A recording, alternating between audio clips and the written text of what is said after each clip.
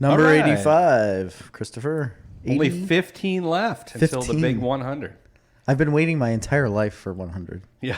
100 of something. It's like 100 weeks in a row. It is. Can you?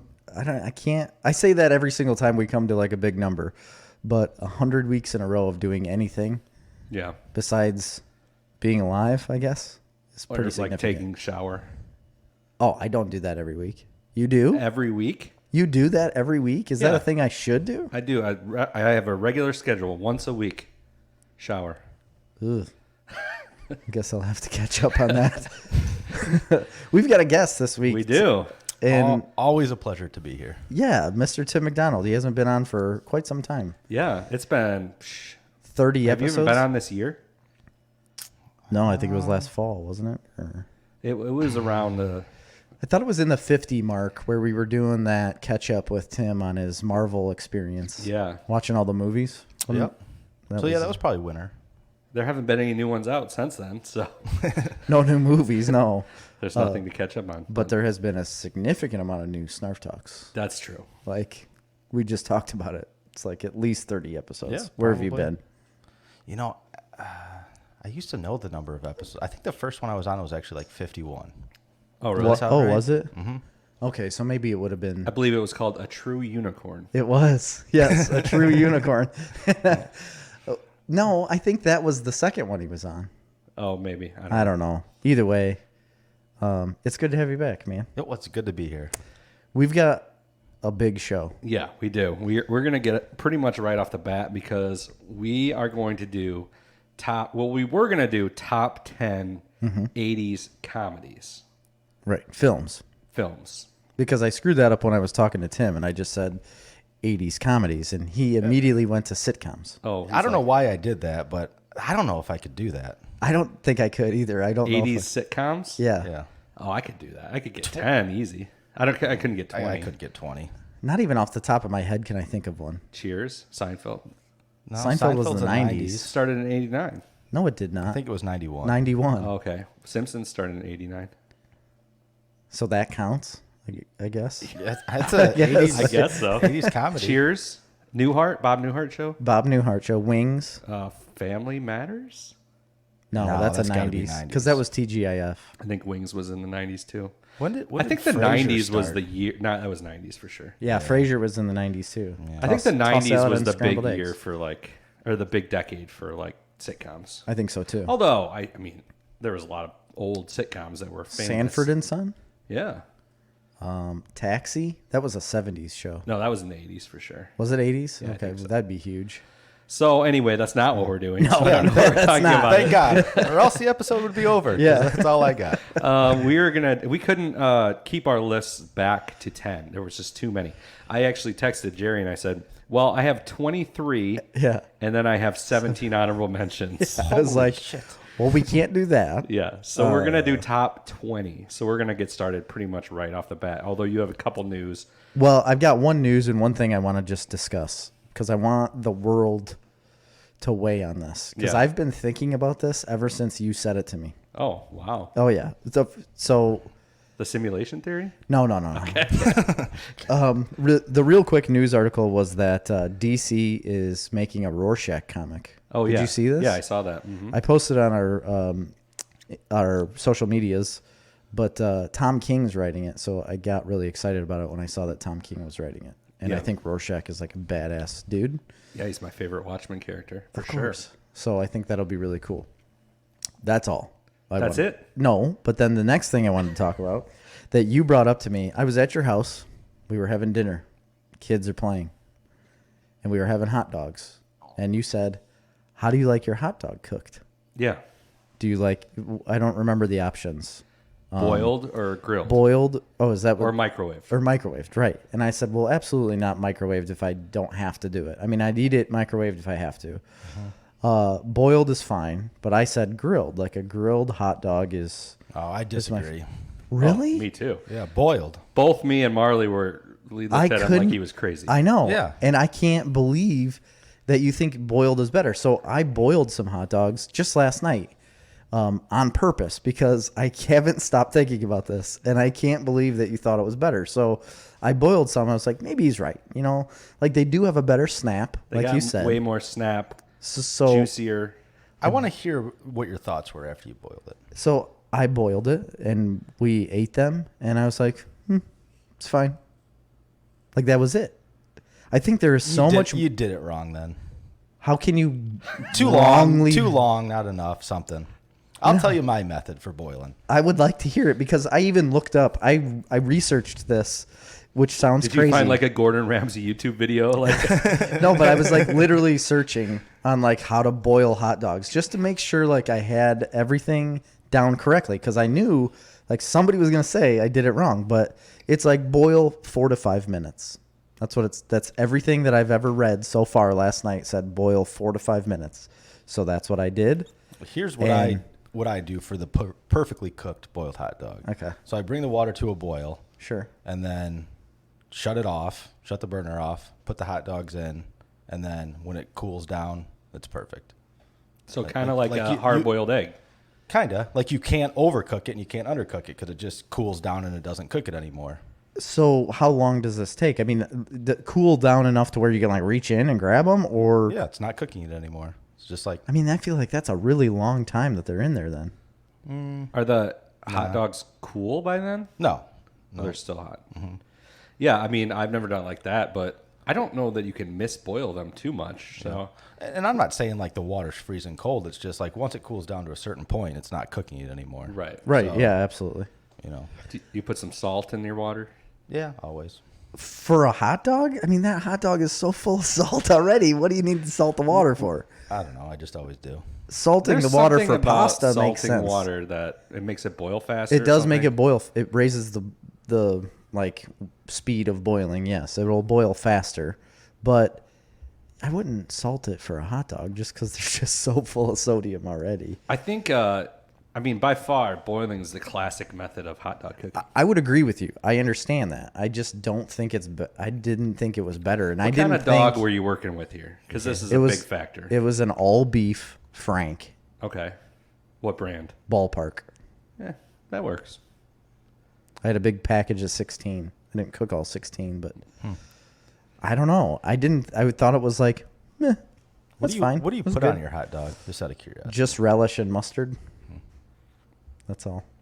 Usually, like at home. But I mean, I'll eat basically anything on a hot dog. It doesn't bother me in the slightest. For Cash's first birthday, we had a hot diggity dog birthday party, Yeah. and I like obsessed. We were gonna have hot dogs, and I like obsessed about having the exact right ingredients for like a Chicago style hot dog. Sure. So I had to go to like Joliet to get like Vienna beef yeah. hot dogs. Poppy seed And buns. you have to get the Saint whatever it is buns.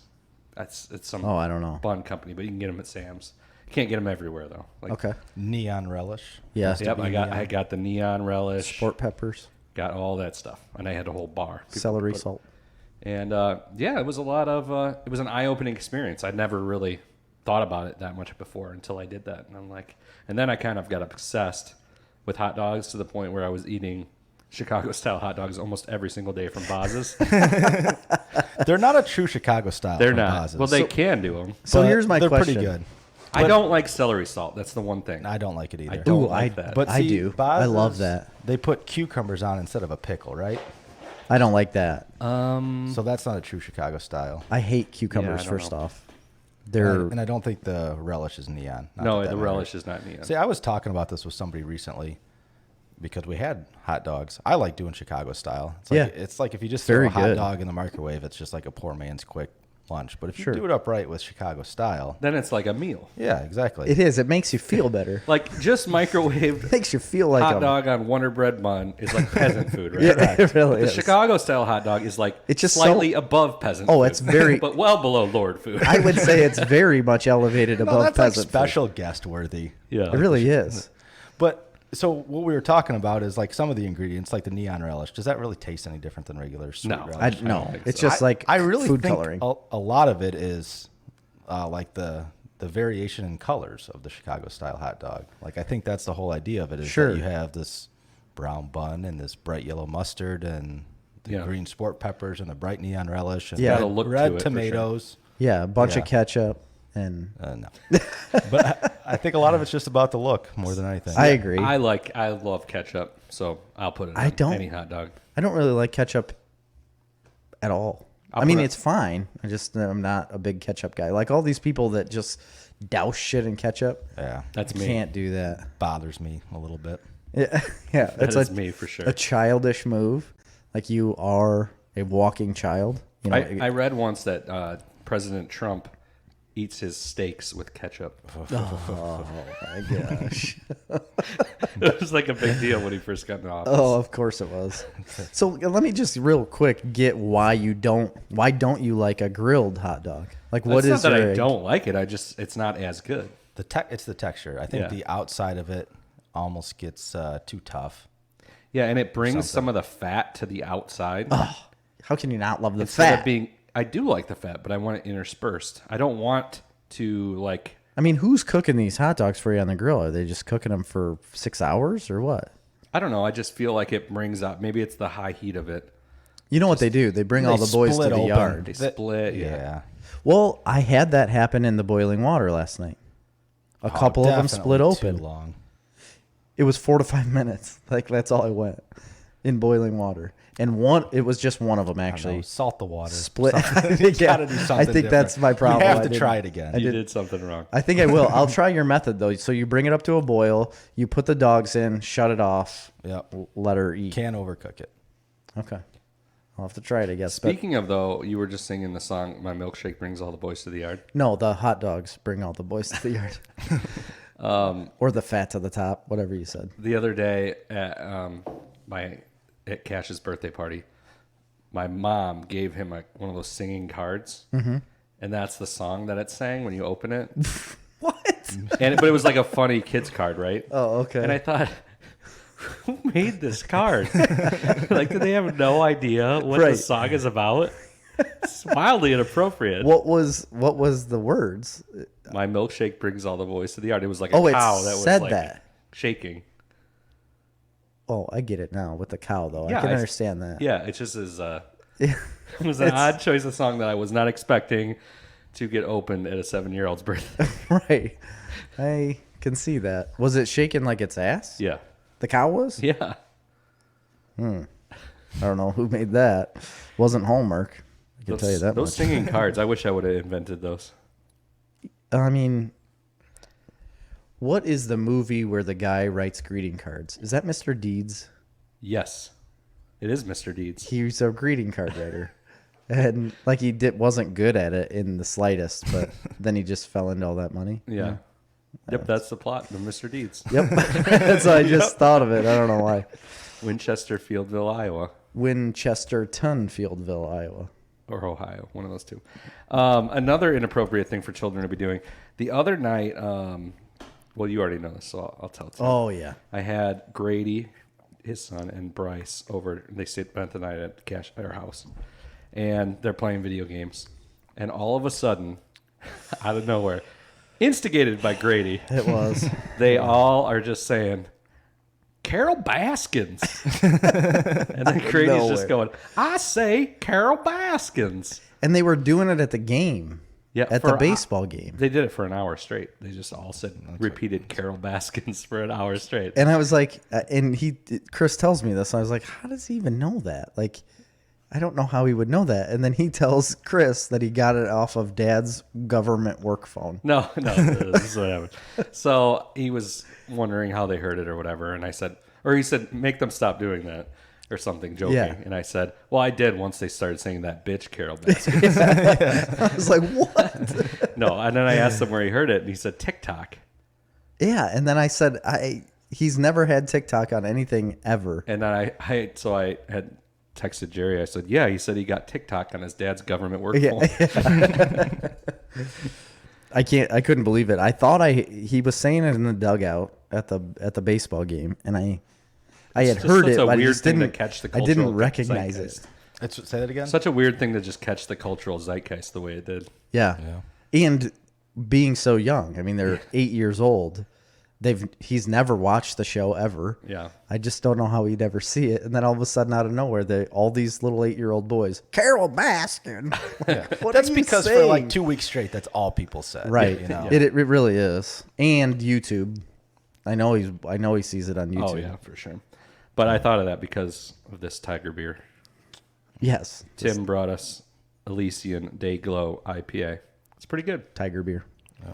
With lasers shooting out of its eyes. Yeah, it's a I tiger. mean, how else would you have a tiger? Rainbow lasers. Pretty amazing. All right, so we're gonna get that into our top 10, or Yeah, do you want to let's- do what we're watching first, or just wait till the end? Let's wait to the end. We can always cut it. I'd rather get in the whole top 20 than have to go 3 hours. All right, we're gonna get in there then. We're gonna do top 20 80s comedy movies. All three of us have picks. We do. So that's 60. It could be 60 different movies. I doubt that'll be the case. I don't I think mean, so, I just but- don't think that'll be the case. But there's a lot of movies we got to go through and discuss. And I went through a couple different top 100s, and then I found on Ranker they had like the top 300. Really? So I went through all those. So there's a lot of them. I was able to get my top 10 without looking at anything. Really? But then I had could to look at some lists to just you know. make sure you weren't forgetting anything. Right. Yeah, that's obviously, why I could do come that. up with 10, no problem. It's just I wanted to make sure there isn't something slipping through the But cracks. even after looking through those lists, you didn't change it much. No. And honestly, I didn't really change mine much either. I'm going to warn you something from looking through those lists, though. Yeah, you're going to be angry with me after we go through this. No. No, Me too.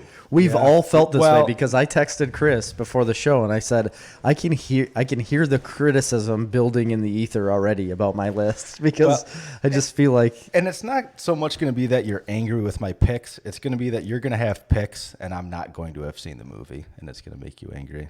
oh, you think so? Yeah. Well, that's fine. But sure. like my number 20 that I had on there is one that normally people would probably have in their top 5. So I said, oh, that's going to drive people insane. Yeah, that'll And then do it I too. ended up bumping it off for something else. Oh, you did? Yeah. All right. Well, you always start, Chris. Yeah, so why I'll don't you start. start with your top 20? My number 20 is Lambda, Lambda, Lambda, and Omega something. Yeah. It's Revenge of the Nerds. Yes. Revenge of the Nerds. Very good one. One I completely forgot about till like 2 seconds before the podcast. But how I approach my list is nostalgia, rewatchability were my main two criteria. I'm 100% on board with that. Every single time we do a list, I always say I always have one that I say this is a nostalgia pick, but most of my picks are that way. And of course, rewatchability. Like I'm not ranking these movies in a way that I say like, well, this film had better score. They're 80s and- comedies. So Exactly. right. You're not gonna Exactly. get very- Like this is I can't think of one like I have two on my list that I consider artistic 80s or artistic movies. The Okay. rest of them are 80s comedies that were not artistic yes. at all. And I mean, it's whatever you find to be funny, rewatchable, and something that you enjoyed as a kid. So, Revenge of the Nerds is it's one that's super easy to go back and rewatch when it's on TV over the weekend on a Sunday afternoon. I will watch it every time and I will laugh at it and I like the characters. It's just got a good story. It's a fun movie and that's why I threw it in my top 20, number 20, I should say. Okay. You're making me feel bad because it's not on my 20. Should be. I thought of it. Yeah? It's not on But it's mine not either, there. actually. I'll say But that. it is a good movie. It's funny. It's rewatchable. Yeah. Yep. You're next. We Oh. always go this way. The Goonies would be my number 20. I forgot about that movie. Yeah. I did That's a good too. movie. And that was one that, looking through these lists, I almost didn't even, think of that as a comedy. No, almost. that's a tough one. Then there are some other ones I have on my list that were in that same category. Is it an adventure movie? Is it a kids movie? Right. But it was on a whole bunch of lists. oh, it's definitely. I would It's a consider comedy. it a comedy. Yeah. Loved it when I was a kid. I never saw Goonies when I was a kid. I didn't see it till Honestly, I was older. Really? I didn't either. I didn't see it until either high school or my deployment. I know I watched it on my deployment. I don't remember if that was the first time or not, but a guy I deployed with that I'm pretty close with, it's like one of his favorite movies ever. So he always made us watch it. and I remember watching it there and thinking like, damn, this is a really good movie. I think that's honestly why I've never had that little nostalgic bit for that movie, like a lot of never people watched have. it? Sure. And I didn't watch it till I was older, and it's a fun movie, but I think that a lot of these movies, if you don't have a nostalgia for them, they're not going to hold up. And I'm not saying Goonies doesn't. I think it actually holds up much better than a lot of the movies. Oh, sure. From the 80s, but it's just not one that I would think of. And to be honest, I think a lot of shows nowadays are stemming from the Goonies, like Stranger Things and all these like Absolutely. kid shows. I mean, are stemming all because of the Goonies, because everybody remembers the Goonies being this like childhood adventure. It's awesome. And I think you make a good point too, that looking at some of these on my list, if I was to have never seen them before and I watched them right now, they'd be okay, but they probably wouldn't make this list. Right. It's back to your point of nostalgia. It's a big part of these movies, I think. Yeah. I agree. All right, Jerry. Mine is an Eddie Murphy classic, Coming to America. Ooh, Good one. love that movie. Isn't it so great? Again, it's one of those movies I saw a lot as a kid. I didn't understand a lot of it like when I was younger, but as I got older, I thought it was even more funny from like actually understanding adult humor. It's just classic, like Arsenio Hall, Eddie Murphy. Who else is in there? I don't remember. There's but a lot Those of are the main. There's a lot of big names, but they were supposed to be making another one. I I think it's on Netflix, right? It's not yet. No, I mean like it's But yeah, gonna be a it's- Netflix movie, right? Yes, sexual chocolate.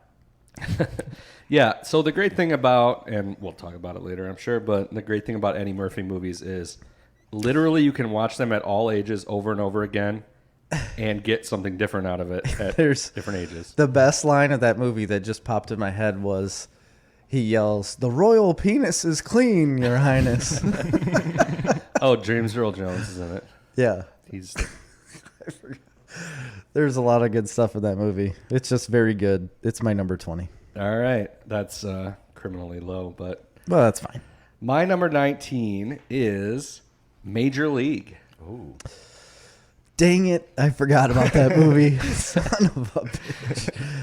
I actually went back and forth on putting this on my list because there's so many good movies, I know. and it's not one that I have seen in a long time, but it is one that's definitely rewatchable even today because there's something a little bit timeless about baseball, Right. where it can't really date itself too much, Right. and it's super funny. As far as actual laugh out loud humor, it's probably one of the funnier movies actually on my top 20. But there's a lot of movies above it that I just think are better movies. Yeah. But I've always loved that movie. Charlie Sheen, phenomenal. I love all those Charlie Sheen movies from in the 80s. I'm not going to say some of the other ones that I love because they might be on one of your guys' lists. But that's definitely one that I'll never forget watching as a little kid and thinking, I shouldn't be watching this movie. Yeah. It is not appropriate for me to be watching this movie. And maybe that's why part of the reason why I love it so much. I agree. Just. Yeah. What's And his I name? say it I say that at At practice all the time. Yeah. And all the time with the kids at baseball practice, I'll say, 2 hands, Willie Mays Hayes. Yeah, you did the other day, and I started I laughing do it like crazy. Every time. That was funny. All right. Bob Uecker, is that who you're thinking Yep. of? Yeah. Tim, you're number 19. My number 19 is Bill and Ted's Excellent Adventure. I didn't put it on my list, but I really should have because I love those movies so much. Absolutely. Yeah, I love all and the sequel too, Bogus Journey. Yeah, and then the new one that they just made Yeah, which that is, should be coming out soon. Is it? I think it wrapped filming well before COVID ever came around. So Really? yeah.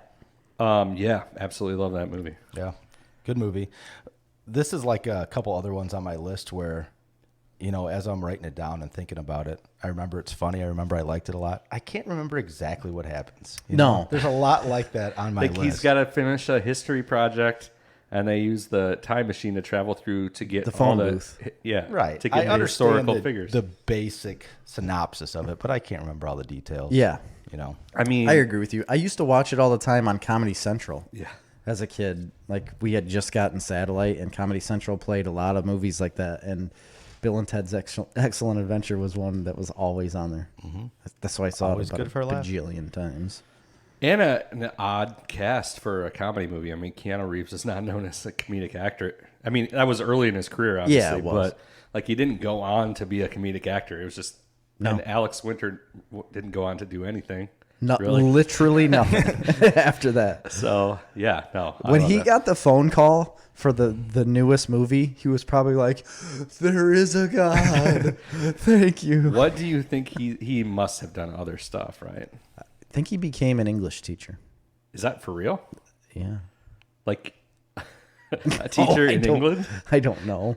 I have no idea. You know, Keanu had to have kind of overcome that to do these other roles because he's kind of perfect for that, you know? Yeah, well, he really was is. early on. That's what he played, is like the dumb surfer, Right. Yeah. and even in like Point Break and stuff like that. He's really lucky he didn't get typecasted in something like that. And then The Matrix just blew him out of the water. I mean, and Speed. I'm going to tell you, he's been in some other stuff. He was in, Who, the other guy? Alex Winter, Blue Mountain State. That was a TV show. Yeah, I know. Okay. He hasn't really been in much. He's been a voice actor in a bunch of stuff. Oh, that'll Kid get you shows. money. Yeah, you You can make a good career on that. My number 19, also criminally low. I will probably be attacked over this. It's a classic movie that everybody quotes, Airplane. Oh, okay. It's any Leslie Nielsen movie I've always been in the bag for, like literally all of them. And there was one, I don't remember I didn't see Airplane right off the bat. I saw one that was you weren't born when it came yeah, out. exactly. But there was one that came out a lot later that I had watched. I don't remember what it was, but Airplane 2, No, which was also very good. it was like based off The Fugitive, and I don't remember. You know, The Fugitive with Yeah, Harrison yeah. Ford, where Wrongfully accused. wrongfully accused. Yeah. Boom, that's the one. Got it at the market. Yep. Rented that at the market. Saw it. Fell in love with Leslie Nielsen and started watching a bunch of stuff after him. And Airplane has always been the one that's stuck in my mind. Because I just The one freaking line I can love it. remember from that entire movie is when, you know, they get to the train accident scene in that movie. Yeah. And he says it looks like a trailer park after a tornado. Yeah. You remember Yes, that? yes. I mean, I love that movie, but I'm going to be honest with you. That's what I had in my number 20 spot that I bumped out for Revenge of the okay. Nerds. And I was sure that people were going to have a fit because It's people say it's like top the- 5. absolutely a lot of people say it. I don't think it is. That's why I have it at 19. And for me personally, my it's- problem is that's not my type of comedy Yeah. right. for the most part. Like, I don't like that punny slapstick stuff. It's just not the kind of comedy I and like. They'll kind of beat the same joke to death where it's like almost funny and then Sure. it gets old, but then they keep doing it and it becomes funny again. Yeah, If that makes sense. That's a style. That's the whole movie. That's what Family Guy does. Yeah. You know, Yes. a lot of times, and it works, and it's funny for a while. It's just not my favorite style of comedy. I like stuff with a little more heart to it. I agree. And that's why it's 19 at the moment. But then again, once you see the rest of my list, you'll be like, really? Right. Yeah. So that's fine. Chris, 18. My number 18 is Who Framed Roger Rabbit. All right. I had that. That was another one I had knocked off my list. You know, I Sorry. probably wouldn't normally have it on a top 20 for this because there's so many movies I couldn't pick that I absolutely love. And it's not probably, you know, I don't like it as much as some of those movies that I didn't choose.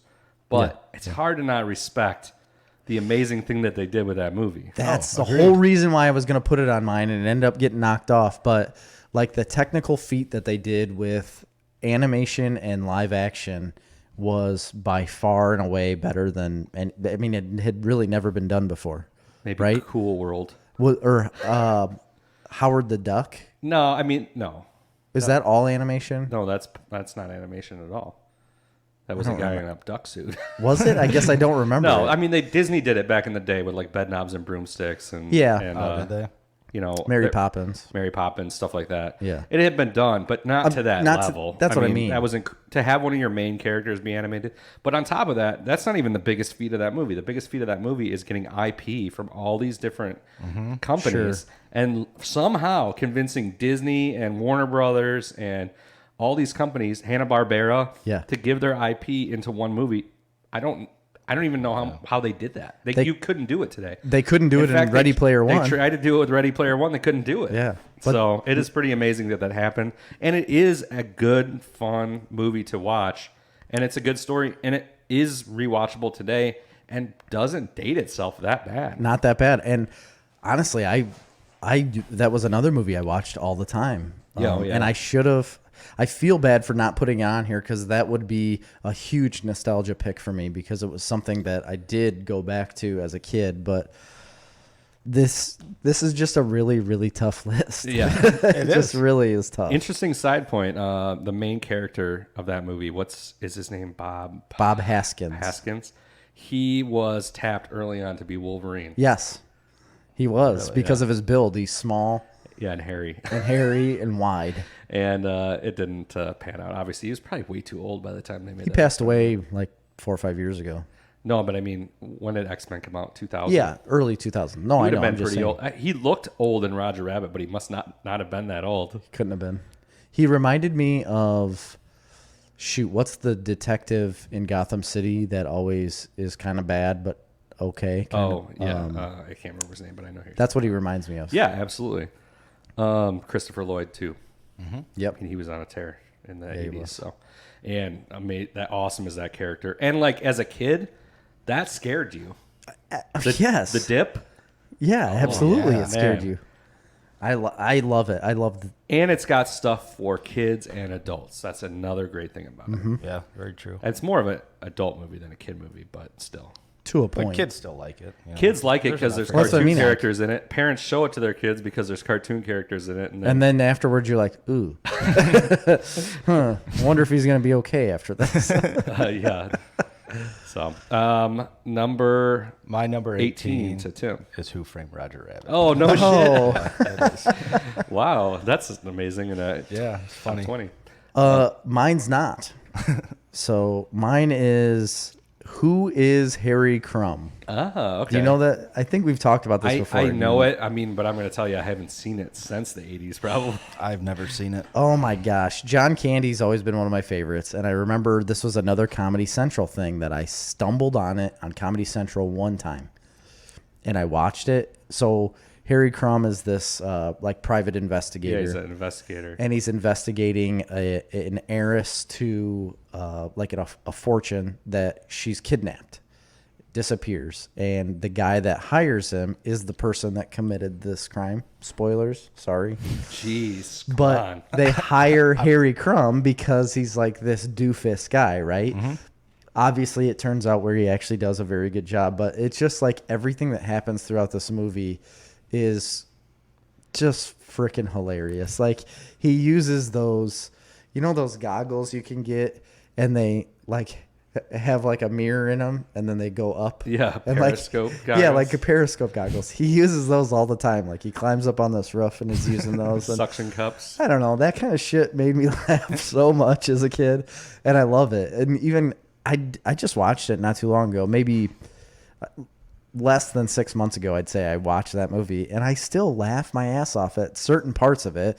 It is goofy, and it's definitely not a movie that is put together to be anything serious, but I love it. I really do. I just love that movie. I mean, the great thing about John Candy is you can put him in any movie, and it elevates it to I know. something beyond. He's very good. It's not that he's very good and very funny, which he is both those things.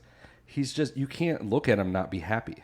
I know. He's a very genuine person, Yeah. and you feel that. Yeah, charismatic, genuine, like honest, and that's just like how he was. And I've read that about him too, is that on the movie sets, everybody was like, we just loved having him around. Like he was just a very good person. Yeah. Makes me happy. And you're going to probably see a couple more movies about John Candy. Yeah. Oh, by the way, I forgot to mention, I put my prediction right here in the middle of this table of Yeah. what Oh, I yeah. believe Jerry's number one movie to be. So we're going to see if I'm right on that. at the And I end of this. guarantee you he's wrong. I'm telling you. He thinks he's right. I just really don't think he's going to be right. I'm going to write mine down too now. I like that Of what game. Jerry's Yeah, number one is? That's a fun All game. right. Well, yeah, don't look at my screen. Okay. I can't see your While screen. you're doing that, I will go ahead with my 17. Yes, sir. Good morning, Vietnam. That Nice. is a freaking movie that I love and had the soundtrack to, by the way, on cassette tape. And You did? Religiously listened to all through my childhood. Was it all Creedence Clearwater Revival? No. I don't remember. No, it was mostly like I don't know. It was just like a mix of songs from what would be the 60s, I guess. Yeah. All kinds of different songs. But I had that soundtrack, and in between all the songs, obviously, would have his like radio, what he was doing on the radio. So I would listen to that all when I was a kid, all the way up until I was in high school, and I didn't, I had the cassette tape in my car, and I would listen to it even then. So it's a fantastic soundtrack. But on top of that, it is an amazingly wonderful movie that has hilarious parts to it. It's borderline comedy, kind of a drama comedy. I have to say, I don't even know if I've seen it once. Really? Yeah. I have not seen it. I think I've seen it one time, It's a powerful movie. and I don't remember. Well, you I should have go back seen all and of it. you should go back and watch it because it's totally Okay. worth watching. It's a great story. It has a lot of heart to it. But is it funny? It's very funny. Yeah, it's hilarious. That's the whole point. Like Okay. he's a outrageous DJ Yeah. in the Vietnam War. He gets put on the radio station. He's like an outrageous DJ, and he's hilarious in his little bits that he does on his show. But he ends up killing And all the Viet and Cong. like ultimate Robin Williams too. Sure. They're like, just play He does yourself. his characters. Yeah, Yeah. he does his characters, and it's just absolutely hilarious. But the government does not like the fact that he's like picking on the government, picking on the Sure. president, picking on the war effort, and it creates a lot of tension there. So Okay. it's a phenomenal movie that is. It's not like a lot of other comedies in the 80s, and that's why I like it, Yeah. because it has a different level to it. Yes. And you're much more serious than I am. It's true. So, So that's my number 17. Well, speaking of meaningful and impactful movies, Pee-wee's Big Adventure is my number 17. I didn't even remember that, thinking about that until you just said it, and now I'm pissed that's not on my top 20. Yeah. Because that movie is fantastic. Oh, that's awesome. Tim Burton at his maybe one of his best movies. Yeah. Other than like Ed Wood. Really? Batman Returns is very good, obviously. if I'm being fair and honest, I've never been a Pee Wee fan. No. Ever. That surprises me, actually. Really? Yeah. I would agree with you. It would be a little bit surprising, but the boys were trying to turn on a Pee Wee movie the other day. I was like, no, I don't like it. Well, maybe the problem What a is that curmudgeon. I know. Pee-wee, the movies, Such a curmudgeon. the movies have really no connection to the TV show that came after. And I saw a lot of that TV show. Yeah, and it's not the same thing as what the movies I've are. not seen the TV show, I don't think. The TV show was a kid show. The movies were not. It was not really kids. It was a kids movie, but kind of was and wasn't. You know what I mean? Yeah. Right. Had a little bit more to it than that. So what's your take? You watched a lot as a kid? Yeah, I did. I love that movie as a kid. And I didn't watch like all the Pee-wee movies, didn't watch the TV show. I just remember that specific movie. It's hilarious. I had Loved it. Watched it a lot. Action figures like Pee-wee. I had the chair. They made action figures for Yeah, them? I think. Well, so I got them from my cousin. I had a much older cousin that was living with us at the time. He would have been a teenager in the 80s. Okay. So, and he was, he had. They probably weren't kids' action figures. Right. They were probably Like collectibles. Collectibles. Yeah. But he gave them to me, so I had all of them, and I love them because my cousin that was 15 years older than me gave Right, them to and me. it was so cool. Yeah. It was cool, and he was an artist, so he was big into comics. I've talked about him before. Yes, That's absolutely, kind of got I me know. into comics, and anyway, so he gave me that stuff, and yeah, that's a really good movie. Cool. What are we on? 17? 17. So my 17 is another John Candy movie, The Great Outdoors, with Dan Aykroyd, John Candy. I thought about that one, but I couldn't remember the movie, so I thought. Obviously, I can't put it on. Top 20. It's very typical John Candy type movie, but they like these two different families go out camping, but they like rent a cabin on the lake, and it's just about them being in the cabin on the lake, and like a bear attacks at one point. Yeah, it's very slapsticky, right? Absolutely. And like the one family is higher class, more Yes. money, and John Candy. And I think it's his Aykroyd's brother. family. I think it's his brother, right? Or is his wife's brother or something? Can't remember. There's One of the two. Yeah, there's a relationship there, and Dan Aykroyd is like an uppity guy, and it's a typical like where, yes, I feel like I'm above you, but then throughout the movie they end up realizing they're much more alike than what you know. But I think it's funny. I mean, if a bear's involved attacking you, I think it's funny. The best part of John Candy is he always plays the like blue collar, Yes. Midwestern guy, even though he's Canadian. But right, he was Canadian, and we'll talk about that. but Midwestern Canadian is very similar to the Midwestern. It really United is. States. I mean, it's like Saskatchewan. yeah, Huh? Ontario and all. You've been up in the Sketch. Is that what they say? I don't think anybody calls it the sketch. No. We've had a couple listeners in Ontario recently. Really? Yep, new listeners in I Ontario. will always maintain that one of my favorite cities in the world is Ottawa, Ontario. Oh, really? It's wonderful. How many have you been everywhere? No, I haven't been everywhere, but I've been to Ottawa, Ontario. That's crazy. And they have You have been a lot of places. I have been a he lot of really places, has. but they have a thing called Busker Fest, and it's a festival that they have in the summer. And Everybody just puts their hat on the ground and yeah, they have buskers all over the town, everywhere, like street musicians, magicians, dancers, mimes. mimes, all of it, everything. That's a French Canadian thing. But they had them. They had everything. Guys juggling chainsaws, Irish flute bands. I mean, it's amazing. Is Ottawa French Canadian, or Are you is that? making this up on the spot? No, I swear to God. Sounds too I good to feel be like true. this all the time when he tells stories. I feel like it's being made up on Well, the it just spot. sounds and too it's good just- to be true, doesn't it? And then I do a little research, and it turns out to be true. No, they definitely have it, and it's amazing. And I love Irish music, and in Canada, that's like kind of a thing, especially at busker festivals. So anybody that's And listening in Irish Canada, flute bands, holy shit, they're awesome. anybody that's listening in Canada, just let us know if you call it the sketch. Resounding no. No, you don't think so? Ottawa International Busker Fest is, this was Of course, he had to 2019. search it. It's probably canceled, I'm guessing, for 2020. I would assume It's been so. around for 27 years, so I was probably there relatively towards the beginning. Oh, Interesting. it's like a big thing. They got performers. They got a You're performance old. schedule. You're pretty old. They got a bendy person, Is that his name? Gumby? contortionist, I should say. A bendy person. Gumby. Gumby. Rockabilly Joe's gonna be there. Ooh, I like me some rockabilly. Do you like rockabilly? You ever heard that music? Yeah. It's pretty 4 good. days, 4 stages, 20 plus performers, 175,000 people, and an unforgettable experience. It's in August. Okay. But rockabilly, if you like rockabilly, I do. check out a little Reverend Horton Heat. I've heard him. Played him on Guitar Hero all the time. All right, whose turn is it now? Yours. Oh, my number turn. 16. Number 16 is I'm Coming to America. Oh, and you said I was criminally low. That's only 4 spots. Yeah, I guess you're right. Again, I said it before. Eddie Murphy movie. Eddie Murphy was the king of the 80s. Yes. And the king of the 90s, really, and like the king of the 2000s. But Well, when did like all those movies where he played like a bajillion characters come out? 90s.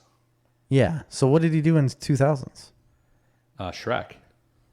Damn, you're right. Yeah. Yeah, dude. He was in Mulan too. Yeah. He was the dragon. Yeah. No, like I said, the best thing about if you're going over there, grab me one too. The best thing about Eddie Murphy movies is there's something for all ages, and every time at every stage in your life that you watch it, you will pick up on new jokes. And for some reason, his movies don't date themselves. Yeah. Like you can watch his kind of odd, 80s movies now. Thank you. And yeah, it's dated as far as like the clothing and the cars, but it works like 100% every time. And you pick up on things that he had in movies in the 80s that now, 30 years later, the joke's even more relevant than it was then. Right. And you're like, this is absolutely amazing. He's a genius, and that movie. He really is. So what happened with him? Like, why did he kind of fall off the card there? Like, he raised his kids. that was the case, right? Yeah. It wasn't like a fallout really? with Hollywood or No, I or don't any think so. type of scandal with him. He it was made all the money from Shrek. absolutely. In the He didn't world have to that ever. existed. He didn't have to ever work again. And he wanted to step back and raise. He has a bunch of kids. He wanted to raise his kids and be but a wasn't stay-at-home dad. wasn't there a scandal with him with a prostitute, like in the late '80s or '90s or something? Sure. I mean, probably. He's an actor. I He's a know. famous actor. I just thought it was millionaire. like. I mean, it wasn't. I don't think it was. I don't think it was a prostitute. Hugh Grant It might have level. been like the cocaine I or forgot something. about that one. Hugh Grant got into like some big trouble. And he's like a cheery Irish or a cheery Englishman, you know? Is he cheery? He always seems a little sad. Yeah. Well, I think he was cheery before the prostitute problem. And then after that, you remember sad Grant. He's like Hugh Grant. Eeyore. Yeah.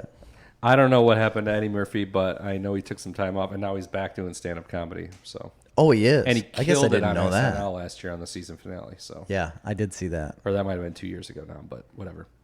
So that's right. my number 16. My 16 is Beetlejuice. Ooh, Beetlejuice, Beetlejuice, Beetlejuice. another Tim Burton movie on there. Yes. He just likes him because his name's Tim. He does. Freaking Tim. Yeah. I do like Tim Burton, actually. Oh, I love me some Tim Burton. Beetlejuice. Is one of the most original movies I've ever seen in Yeah, my for entire sure. life. I completely agree with you. And that's actually one that I did not see when I was a little kid, Beetlejuice. I did not see that until I was a little older. Oh, I definitely saw it when it came out. So I What know year I did that saw come it. 88. Was it? Or, Oh, I mean, no, you didn't. I didn't see it when I was 4. You were 4. Yeah. But, you know, Early in that on. time period, maybe I was When 6 it was or still 7. fresh. Yeah. I saw it early on in my life, I know, and it scared me, and I didn't want to watch it again. Definitely and then I scared me, came yeah. back to it and watched it.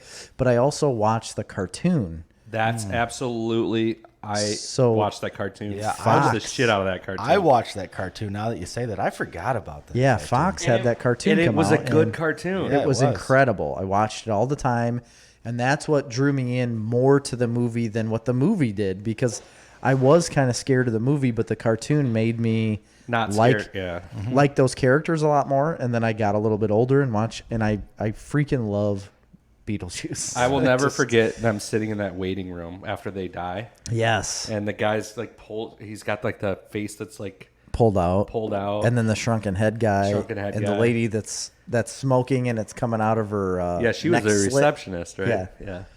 It's pretty great. How do you think of that movie? You know? Oh, how do you come up with it? I have no idea. So I just saw a meme of Lori Lightfoot, Yeah. and it was a picture of Beetlejuice and the shrunken head guy right next to each other, and then it had like an equals, and it had Lori Lightfoot in a really poor picture, you know. But I was like, that's pretty funny. Yeah. Oh, we should have talked about in the news The cowboy, cowboy the census cowboy. The Have you census seen the cowboy. census cowboy? We'll talk about it at the afterwards. end. Yes. Yeah. Make a note. I'm here. gonna right now. Anyway, anything more you want to say about Beetlejuice? We haven't literally let you talk about it at all since Oh, you that's said fine. it. Who cares? Rayanne loves this movie too. That's probably part of why I like it as much as I do, because she laughs hysterically anytime it's on. It's just a fun movie to watch. It really. I is. love the One yes, Mr. yes. Tallyman, tally me banana. Well, and what a fucking cast. Yeah. Yeah, who was in that? I don't remember any of their names. Oh, what's her name? Catherine O'Hara, Yeah. Winona Ryder, Alec Baldwin, Yeah, Gina but Davis. Gina Davis. That's I couldn't think of her name. I can't believe I just came up You with all like those. yeah, Yeah, that's impressive. Michael Keaton. is incredible. I mean, and that's what had he done before that? Mr. Mom, maybe? Batman. No, that was before Batman. I thought it was. Oh, Batman was '89. Yeah, so yeah, it this was. like a year before Batman. That's what. This was '88. I mean, Mr. Mom, I think blew him up. Yeah, that was early 80s, right? Yeah, and that All right. could be on a top 10 or 20 list too. But it could have been. I saw it on a bunch of lists, so I didn't put it on didn't there. either. I don't even know if I've ever neither. seen it. To be honest, I've seen it. It's really good. It's really good. I have not seen it. no. So is Multiplicity. I've That's seen in- Multiplicity, that's in but that's the 90s. nice. And I like that one a lot because every iteration of him gets dumber. It's so good. All right, we got to go through. So go to your my number. 16 is Back to the Future. Probably criminally low for a lot of people. That is criminally low. I just don't honestly think it's that funny. I mean, to be honest, I know it's a comedy. It's rated as a comedy. I just don't think it's as funny as everything else. I put it at 16 because the movie itself is very good. I mean, it's one of my favorites. I guess if we're going on funniness of the movies, I know. I'm just... that's fine. I make up rules as we go along.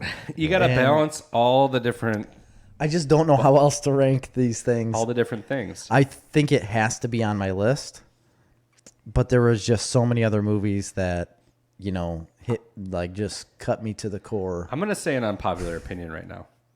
I think Back to the Future Part 3 is my favorite of the franchise. No. Wild West. I just like. I know. I think I don't would have understand accepted that. 2. 2's good too. They're all good.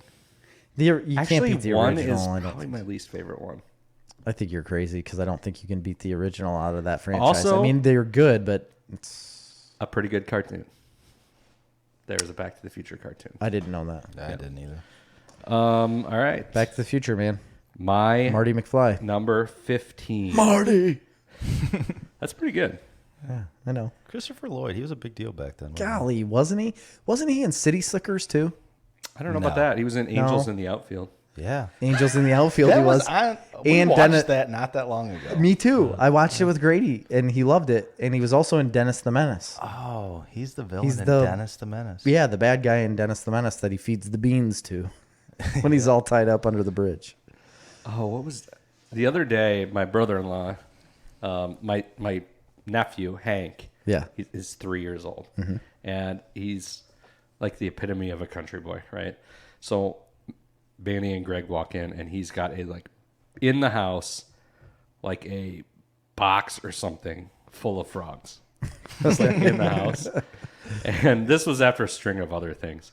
And Greg opens it, finds the box of frogs. He's just like, God damn it, we're living with Dennis the Menace. That's funny. Anyway, my number 15 is a movie that you wouldn't even remember that it's an 80s movie because you could watch it today and feel current. And it's Raising Arizona.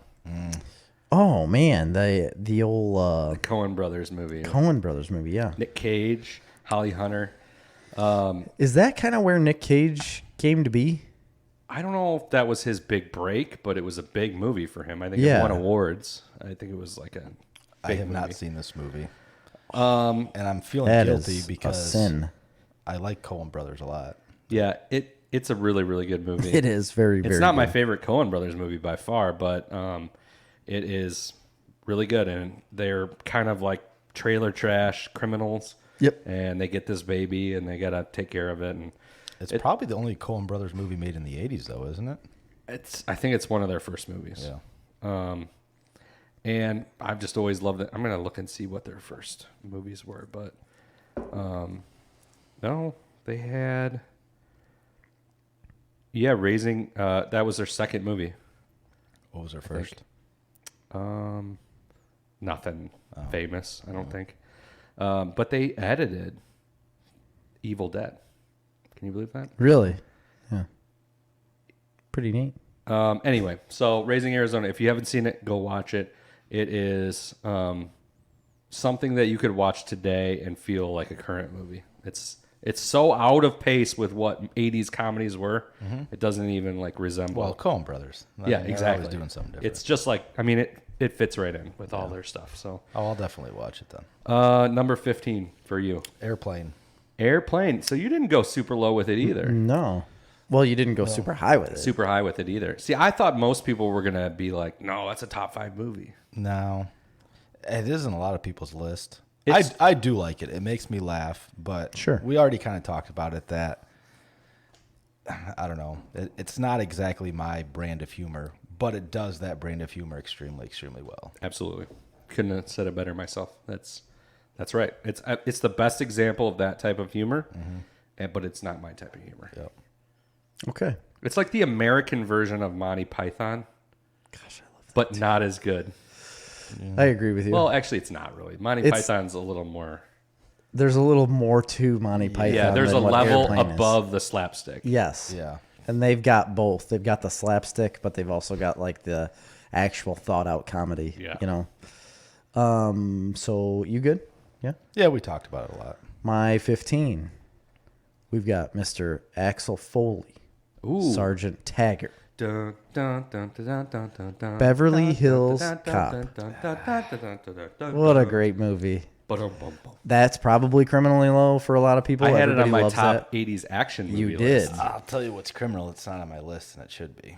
That It's is not on my criminal. list either, but it Really? definitely was on my honorable mentions. What is your guys' problem? It's just there's so many movies to pick from, but it is I know, an and amazing it's movie. Beverly Hills Cop, and you didn't pick it? Yeah, it's really good. It's another Eddie say Murphy. anything. You want to know something really weird? Is we bought this like little toy. Mm-hmm. It's just like a little spinning, annoying, light up, noise making thing that the kids get. Okay. But it's clearly like something that just comes from China, Yeah. and that's the song it plays. Really? Yeah. Bum, bum, bum, bum, bum, bum, bum. That's weird. Why would they put that on a spinning toy? I don't know. How did they get past the copyright? I don't know. But Because if we that's put that on our YouTube, we'd be fined in a heartbeat. Yeah. They'd take our stuff down. But So no, that's what YouTube likes to do.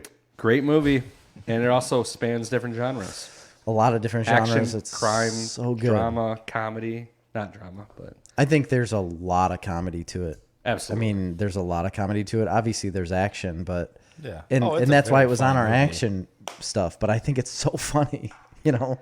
I say like action, mystery. It's- a lot of mystery to it. There is. I just think it spans all of them so well, and it's like the epitome of what any 80s movie is, right? Mm-hmm. Like all 80s movies. It doesn't matter if you talk about action or comedy or drama or like whatever, mystery.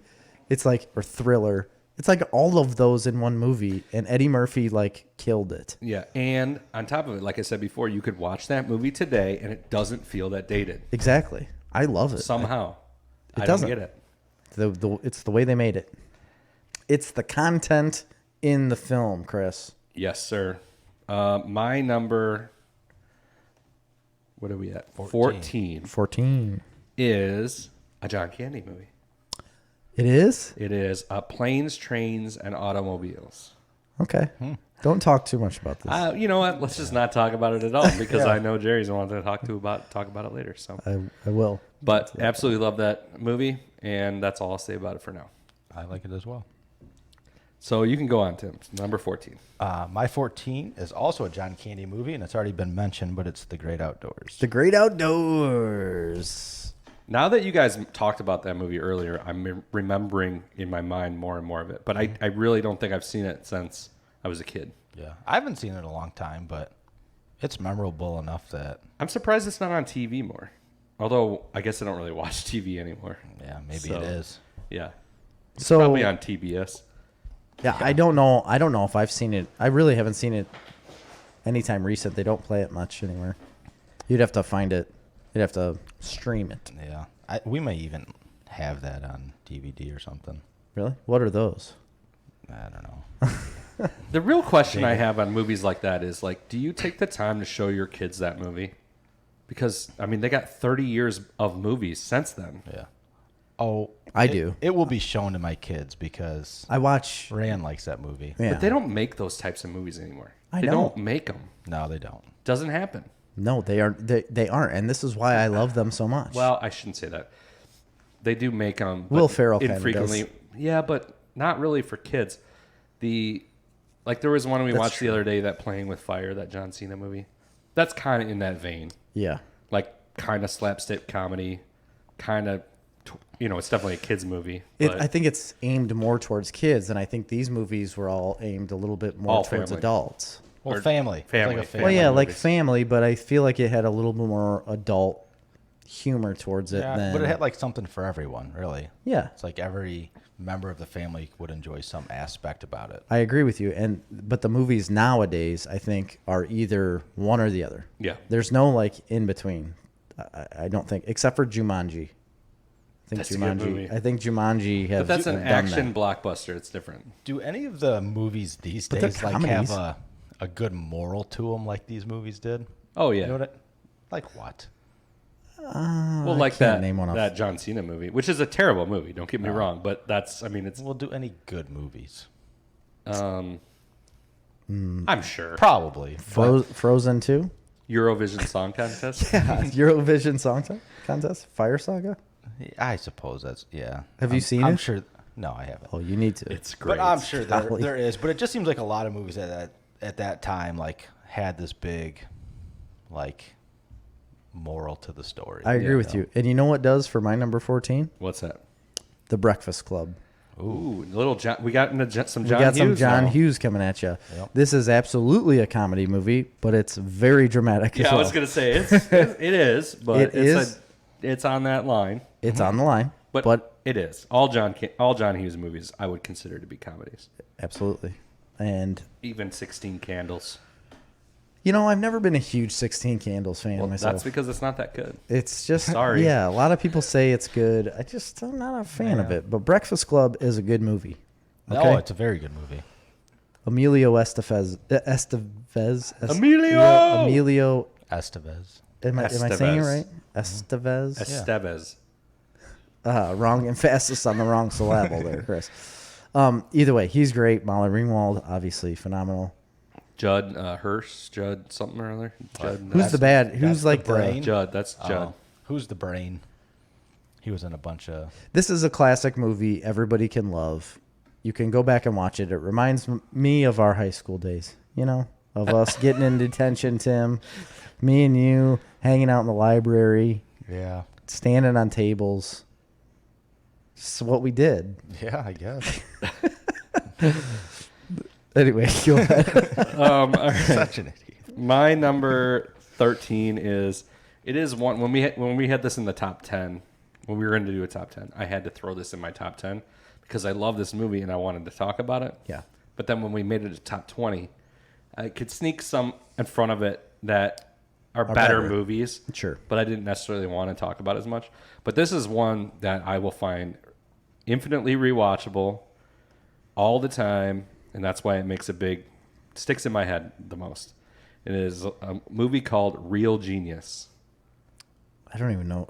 It's not even ringing a bell. I to knew me. you guys weren't going to know this movie. It's a Val Kilmer movie from 1985, and it is about these kids that go to college. They're geniuses in college, and they're like developing this laser technology, and the government wants it to turn it into a weapon, and they have to kind of go on this wacky little adventure to prevent the government from getting a hold of this laser. And it is a phenomenally awesome movie. It is hilarious, and it's got a lot of heart to it. They end up filling somebody's house with popcorn and shooting the laser into the house, and popcorn comes all out of the And it pops the popcorn. Yeah. Okay, and you're not a big slapstick guy. It's not really slapstick. It's definitely not a slapstick comedy. Guess you had to be there. No, honestly, it is a phenomenal movie. I think everybody should watch it. It's fantastic, and it's one of Val Kilmer's first movies. Really? Yeah. That and Top Secret.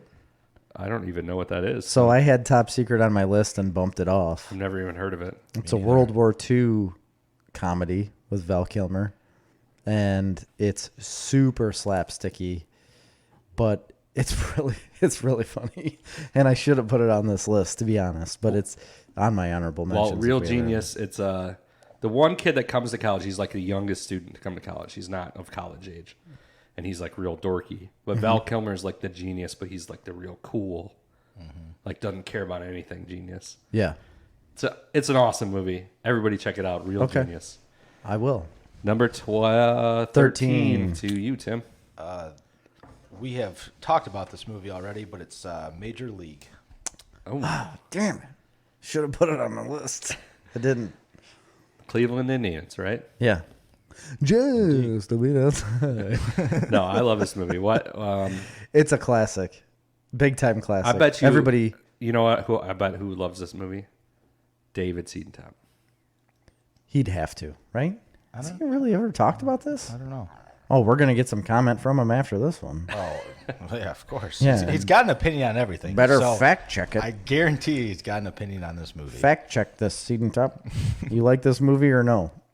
By the way, you invited him on the show, but Hard. to sit in the corner as like a fact-checking goblin. Without No, commenting. that's what he wants to do. Okay. No, he doesn't because he offered him that. I did offer him that. But my point is, Oh, and he wouldn't do it. no. my point is, we don't let people come in and watch the podcast without being on it. That's what Tim wanted to do in the first place. I know, he was the wouldn't first let him. one to ask And you're that. not going to let him come in here. I was just trying to get him in the building. I was just trying to say, like, here, walk through the door, buddy. Right. You know? I'm Then we'll stick a microphone in your face. Well, he must have known then, because I'm surprised he said no. Because he did. He turned down after I every came on the second of first it. time, you know, and he watches or listens to every single episode religiously, you know. Yeah. So why wouldn't he come on? Why wouldn't you want to? But that's what he always said, like, oh, I don't want to be a guest, but I would be like a fact checker, you know, part of the staff. I was even hammering his wife about this, like, hey, you know, I want to get cast. you're the muscle in the family. Oh, Get boy. this man to be on the show. She should be on the show. Oh, couldn't do you it. told Cassie that. Yeah. Yeah. She's okay. the muscle in the family. Oh, yeah. Okay. Not David. Yeah, this is true. I'm not stupid.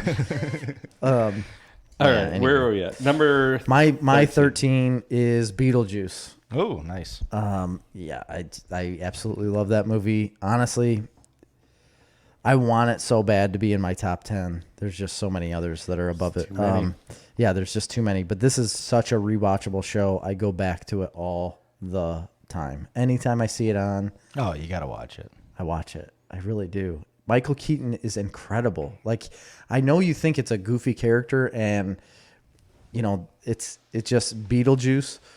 But I tell you, the level of acting this man's doing for this character, I think, is incredible. It's not something It's that anybody admirable. can just do. And babes. What movie, like if it's on, you have to watch it no matter what, like to the end. It doesn't matter when you come there's a across lot it. of Oh them. my gosh, Forrest Gump. No, Dark like Knight. the worst one. Blues Like, Brothers. because there's a prime example for me. That one, yeah, I would. No, that's no. the prime example. No. Oh. I w- Off topic, but it's interesting. I would say A League of Their Own. Really? I love that movie. Really? Yeah. I don't know. I mean, there's lots. I Of mean, there's movies. so There's many. lots of movies like that for me. Mine's The Shawshank Redemption. Oh yeah. I don't. Yeah. Really? And I always joke about that one. What's that like, movie? I got Shawshanked, you know? Yeah. Because it's a long ass movie. It's and very If long. it's on Sucked like in. TV, you know, Yeah, you're it's like, already well- like a 3-hour movie. Then you throw commercials in it. Yeah, It's like hour and a half 5. of commercials and Right. 4 hours of movie. So So I always joked about that. That's like, well, I thought I was going to get something done, and Shawshank's on, so I'm tied up for the next 5.5 hours. somebody texts him and he's like, "I've been Shawshanked. Sorry, can't do Exactly. anything." Yeah. Anyway, off topic, but You're number 12, Christopher. My number 12 is Blues Brothers. Love it. That's one. If that's on, I'm watching. I am Yeah. too. I am but it's too not as well. one that I'm gonna like pop in to watch. But if it's on, I'll watch it for sure. And it's just super quotable. Yeah. Great story. The music's phenomenal. Yes. You know, I know a lot of people would have it higher. I can't put it higher on my list just because, like, it's almost feels like a series of bits. I can see that. I've never had it explained that way. Which is fine. Which And it's makes sense, and though, very enjoyable. when you're but- thinking of it coming from Saturday Night Live as singular bits. Yeah. You know, that's kind of, I think, I don't know if it was on purpose, but I think that's just the way it was written, you know? I'm sure, yeah. But I love it mainly for the music and obviously For sure. I love the characters and everything. Yeah, it's a really fun movie. So that was my number 12. We will, Revisit that? yes. Okay. my number 12 is The Breakfast Club. Oh, Oh, that was my 14. I don't know if you knew that. Yeah, I did. Okay. Good movie. Anyway, yeah, good movie. Borderline, you know, it's a more serious movie than a lot of them on the list, but a lot of funny parts. very angsty. Love that teenage angst. I do. If anybody loves teenage angst, It's me. Jerry. I mean, it's in my blood. Yeah. My number 12 is very goofy, and back to my slapsticky stuff, and that is Spaceballs. Oh, nice. I love We talked about that last week a little bit. A little Mel Brooks action. Mel Brooks was Yogurt in Yeah. that movie, but he also wrote the movie. But that That is one I'll typically watch if it's on. I will always watch it. Sean Johnson and I watch this thing religiously It is not in high school. It's not my favorite Mel Brooks movie. I'm not gonna lie, but I love it. It's not my favorite Mel Brooks movie, but it. My problem with for 80s Spaceballs comedies. is I love it more because I'm a huge Star Wars fan than because of the movie itself. Right. But I do love Rick Moranis. Yeah, He's Rick- amazing in it. Rick Moranis and the guy from Police Academy that makes all the noises, he's in it for a small portion of it, but he has a part in the movie that I just always have loved. And he's like looking at the radar and he's like, you've got the bleeps, the creeps and the jeeps, or I can't remember what it is, but then he makes all these different noises for it.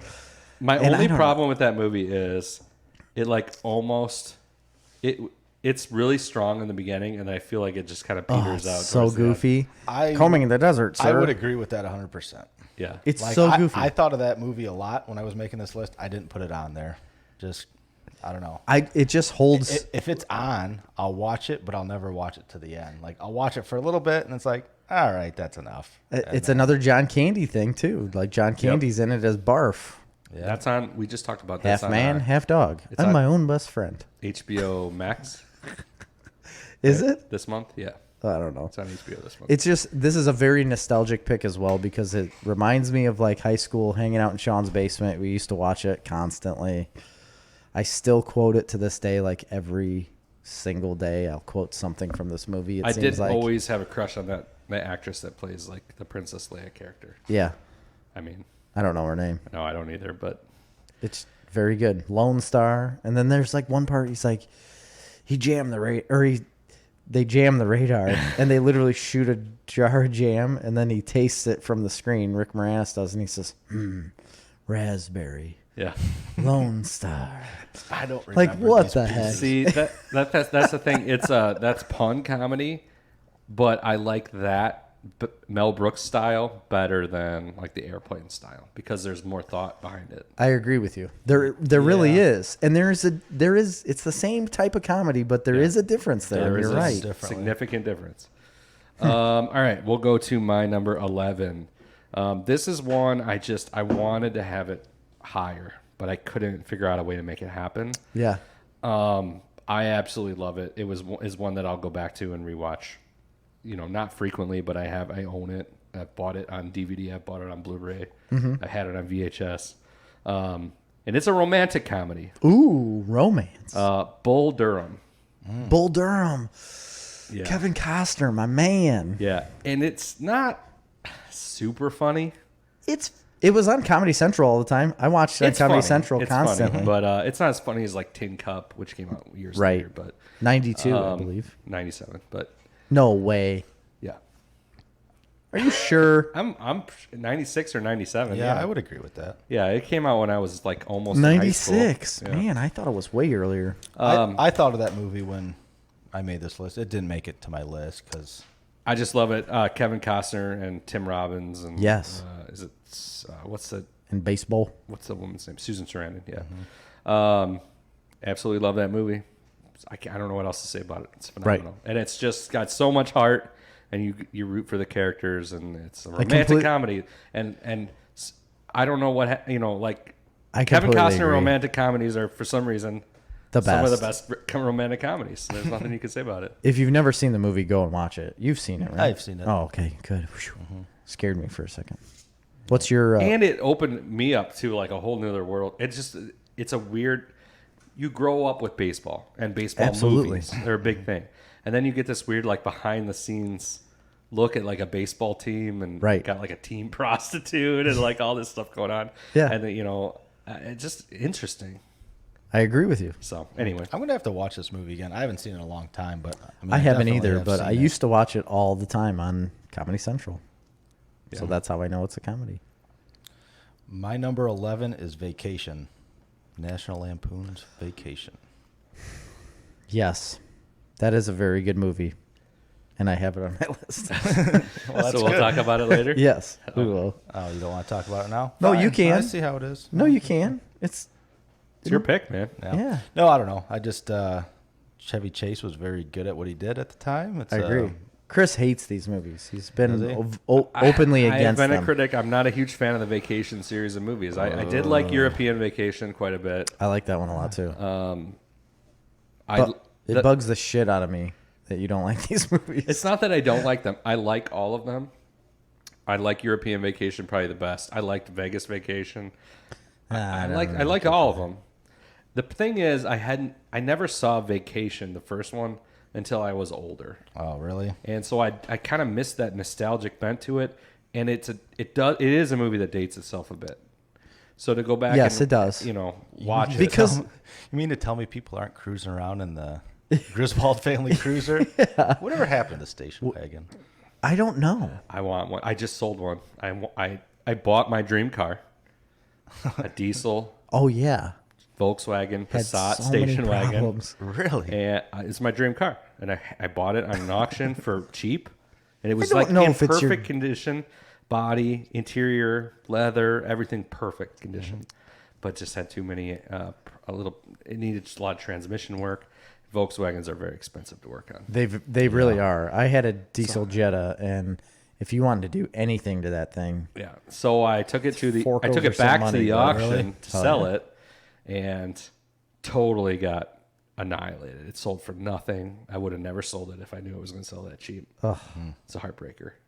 Wasn't there like the timing chain was always an issue on those diesels?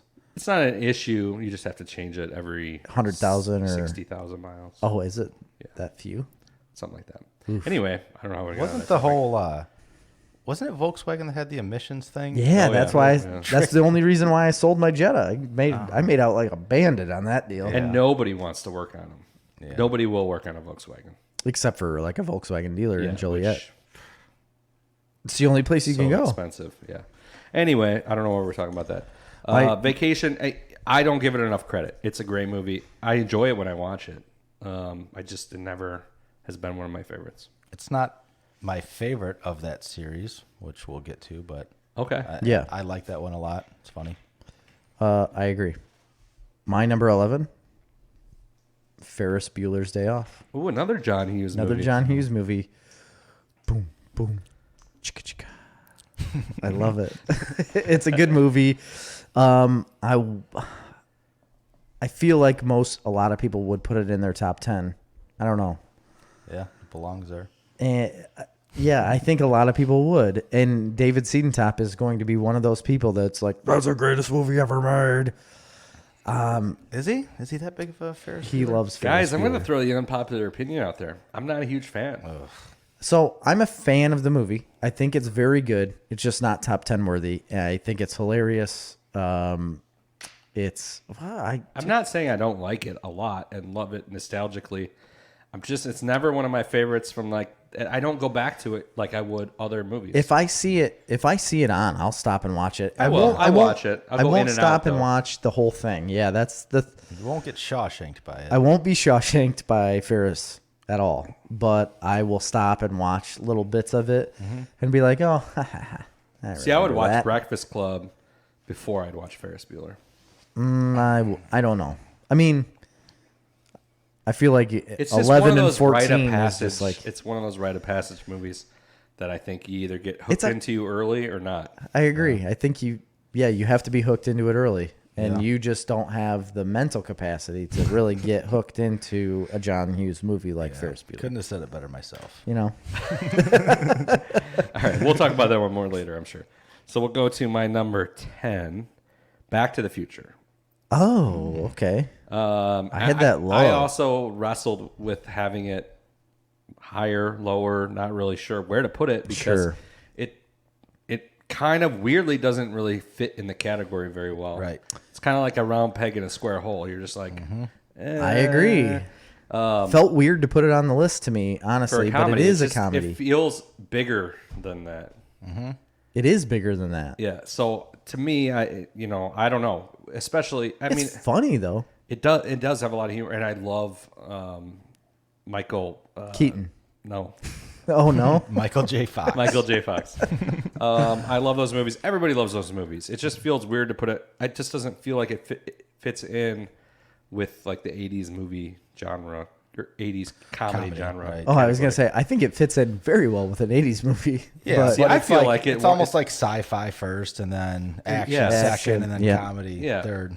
action or comedy's kind of like a background element to the movie, but I don't know. I think it does fit in the comedy genre, obviously, because That's I why put it's it a in. better movie than a lot of the ones on Right. the list. Sure. Is because it does fit in all those genres and it has that nuance. Yep. So I love it as a movie. I'll watch it anytime it's on, pretty much beginning to end. Any of the three, like them all. My wife has never seen a Back to the Futures movie, Well, that's and insane. I Yeah. get angry I every have time. on my desk at my house a hoverboard So do I. statue. I was talking about my hoverboard statue, and you're like, "Oh man, I wish I would have had one of them." No, I've had it for a long time. Mine hovers. It's like a magnet. Mine does not hover. That's Oh. why I was saying that. It's Oh, got like okay. 2 little studs that hold it up. Oh, I gotcha. And I've made models of that car since I was a kid The for like DeLorean. 4-H and all kinds of stuff. So I love that movie. It's my number 10. I wish I could put it higher, but there's so many other movies to put up higher. So If you also want to look into something that is like crazy in depth and like scandalous, look at the guy who created the DeLorean and his car business.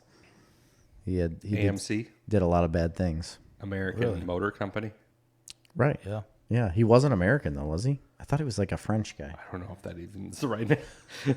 No, I think you're right. But yeah, there's like a whole bunch of drama and like backstory about this guy. And like he lost his fortune because he was like, I don't know if he was I can't remember if he was drug smuggling or like money laundering. There was like a bunch of shit wrong like with a what he was doing. documentary? Yeah. All I ever Yes. wanted was to own Because a we know you DeLorean. don't read, so I do read a lot actually. I would pay significant money for a good quality DeLorean.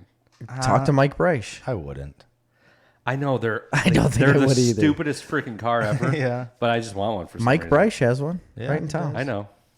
They're stainless steel, man. Talk to him. Never rust. It's stainless steel? Yeah. I didn't know that. That's the whole thing about them. I thought it was aluminium. No, they're stainless steel. Anyway, so that is my number 10. Don't rust, but like the paint just looks dull all the time. I don't even It think there does. is paint. There's no paint on it. Well, that's It's probably just why it stainless looks steel. dull. Dull Probably why it looks stainless. dull. Then. Polished stainless steel. I don't think it's polished. All right, we're in our. That was our beginning of our top 10. Top We got 10, man. 10 more to go. We're an hour and 20 in. We might go a little long on this episode. Yeah, we got to go. All right, Tim, number 10. My number 10 is A Christmas Story. Really? Really? That's an odd pick for me. Yeah. It is a comedy. It is a comedy. I've always I don't like never that liked movie. it. So the funny, you don't like that movie. I don't. I've never liked that movie. So many people have hated me for this, and I don't. We both talked about it when we did our Christmas movies. Yep. Yeah. I'm sorry. Go ahead and explain yourself, though. Please. So I find it kind of funny because I never watched this long ago until TNT bought it, or is it TNT TBS? No, TMC, No, TBS, right? TLC. Isn't it TBS that plays it just like nonstop around Christmas time? I don't Like, have. I don't have satellite. whatever. So I had never seen it until then, and I mean they just play it on repeat around Christmas to the point where you can almost get sick of it, but not quite. I mean I'll just watch it 10 times around Christmas. Really? Yeah, I just think it's a funny movie. You'll shoot your eye out. Yeah. I don't know. I mean, I don't know. How do you not like that movie? just It never liked literally it. has never struck my fancy, Tim. It just everything about it was like meh. Like I don't know. It just Fragile. I get it. Yeah. I don't know. He's saying fragile. And I shouldn't I shouldn't comment on anything like that prestigious because award. all of the movies that I have on here have really dumb comedy. Like my favorite is really dumb comedy. That has way better comedy, like way better story. I think it is better story and better comedy than a lot of the movies I enjoy. So I shouldn't be the guy who says like, "Oh, yeah, I get it, fragile." I shouldn't be that guy. But yet you are. It's just not. All right. Yeah, And you're a it's just. And especially when you hear my number 10. My number 10. This is Spinal Tap. Oh, well, what? That's an amazing movie. It is an amazing movie, but it's a goofy movie. That's a good movie. I feel like that'd be on a lot of people's list. Yeah, It's for not sure. it's That is not a on weird mine. pick. In I fact, I love- think a lot of people would have it a lot higher. Really? Personally, I don't. I will say I like that movie, but I'm not a huge fan of it. I love some of the other movies Oh my that they gosh. did, like Christopher Guest and Fred Bullard and all those guys. It's like the dog show one is Yeah. amazing. Oh my gosh. Yeah. Best in Show. And A Mighty Wind is really good as well. Best in Show is so good. That's what we're talking about. Yeah, I know what you're talking about. That's You don't such like a good that movie. movie? I don't think so, no. Oh, that movie's hilarious. I don't know how you can bash A Christmas Story and then talk about that movie. That's why I said just wait until I started laughing and Well, said no, like, but this is Spinal Tap is No, not This Is solid. Spinal Tap. Best Oh. in Show. I think Oh, yeah, Best in that's a Show good- is better than Spinal Tap. no, I would not agree with that. Okay, whatever. It's a good It's like movie, the first mockumentary that was filmed, like a real thing. And I love 80s hair metal music. I love it. I really do. That's why this does strike my fancy. Oh, and by the way, And- as he's talking about that, we want to get an 80s metal I do so bad. sticker with Snarf Talk, and then it's like pictures of me and Jerry Yeah. decked out in 80s hair metal attire On a mountain with on a lightning mountain, and the whole thing. tiger maybe So involved. if anybody wants to figure out a way to make that happen, we'll... I texted you the other day and I was like, we need something like this. I can pay to have it made. Yeah. But if we have a fan that's interested in like making that happen, that'd be great. Yes, I would appreciate Because there's a lot of we have a lot of artists on Instagram that listen You're to right. podcasts and stuff, and they're all like legitimate comic book artists. Yeah, One if of you you- guys, if you want to do that, that'd be And amazing. if you want a picture to go off of, I have. and we'll pay you. Oh, for sure, for your time and ink. Yeah, less than your going rate, but Right. But a good amount, Yeah, so this is Spinal Tap. I love music. I love music movies. I thought this was absolutely hilarious what they do. Their drummers instantly catch on fire. And a lot of bands have said that this movie is very accurate to what like a backstage Yeah, I've read that. was like then, so a lot of people think it's a joke and whatever it is, but it was still very accurate to what they were playing, and what was going on at the time. So I don't know. It's very good. Christopher Guest, is amazing. that seems like your brother's influence on you. Absolutely. 100%. Yeah.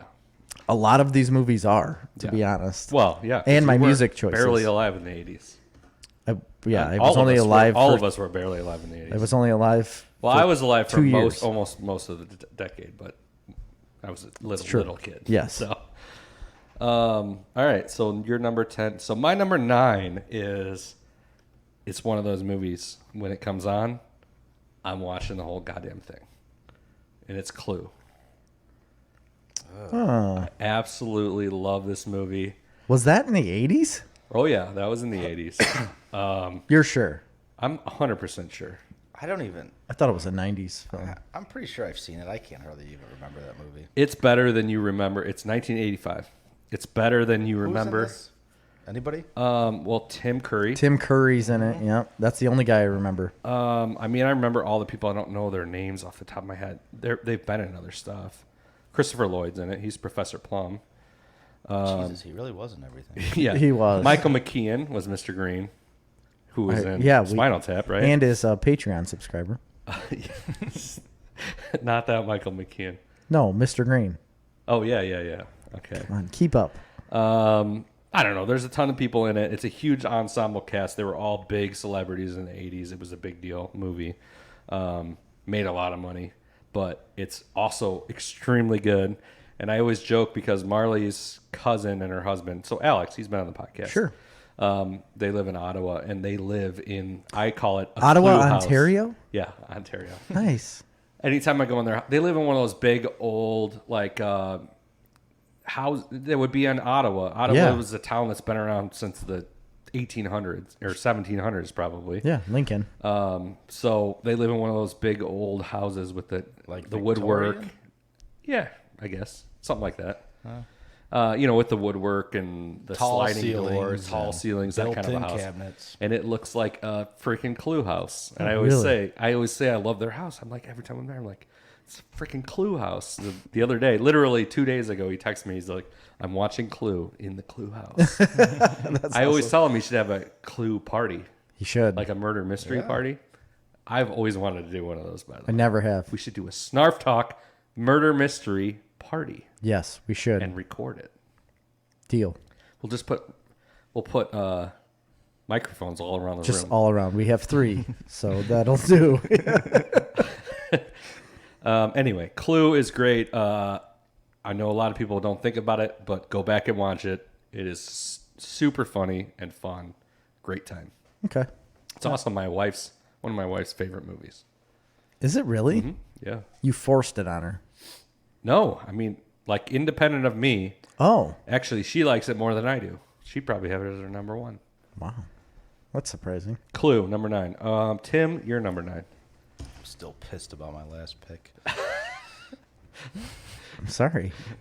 Why are you looking at me? Chris didn't like it either. Yeah, that's true. I'm looking at both of you. My number 9 is Uncle Buck. Ooh. Little John Hughes action again. Yeah. Love that. John Candy. Absolutely love Uncle Buck. The There's a introduction good chance of we'll talk Macaulay about it. Culkin, right? Yes. I think that was Macaulay his, Culkin. that was his first. Yeah, it was Well, John Hughes also did Home Alone. yeah, but it was I before think that. that's probably why he got home. That is why. Yeah, I've read about it before. That's like why he got stole it. the show. Yep. And because they just cast him like as a kid, Right. And then he turned out to be phenomenal. Yep. Probably ended up in the movie more than he was intended to be. I'm sure he was just intended to be a little kid, Right. because, I mean, the kids weren't the main focus of that story. Right. It's weird to say because the whole point of the story Well, the is he's teenage- watching the kids. But Like Well, the teenage daughter yeah. was a big part of Yeah, the her story. and John Candy, that was. Yes. I would say they were the 2 main characters. I Bug. watched that movie. Holding that that hatchet. yeah. I probably watch that movie once or twice a year. Every year. Really? Absolutely love it. Yes, as do I. And we will talk about it again. Yes. Oh, good. No, Good. my number 9. You finally had you had a lot of good picks. My number 9, Christmas Vacation. National Lampoon's Christmas Vacation. I think that's the best one. I've watched it so many times, over and over and over again, and it's awesome. And I don't care if you don't like it, Chris, I never said I don't like it. So but you have. I agree. It's the best one. It's higher up on my list. Yeah. It's one of the most quotable movies that I know. And the grandma puts a cat in a box, and I think that's hilarious. And then they're like, he's like, Grace, say grace. She says the Pledge of Allegiance. I pledge allegiance to the flag. It's just so good. Everything about that movie is so good. Cousin Eddie, just a great character. Shitter's all full. around. Anyways, there you go. yep. We'll talk about him again, I'm sure. Yeah, we will. It's way higher on my list. I doubt it. Number 8 for me is Stripes. Stripes. Is that your number 8 too? It is my number. All right, so me and Oh my Tim's gosh. number 8 is Stripes. This is a movie that I absolutely love. I saw it when I was very little, way inappropriate Yes. to Oh, be yeah. seeing. It was definitely rated R.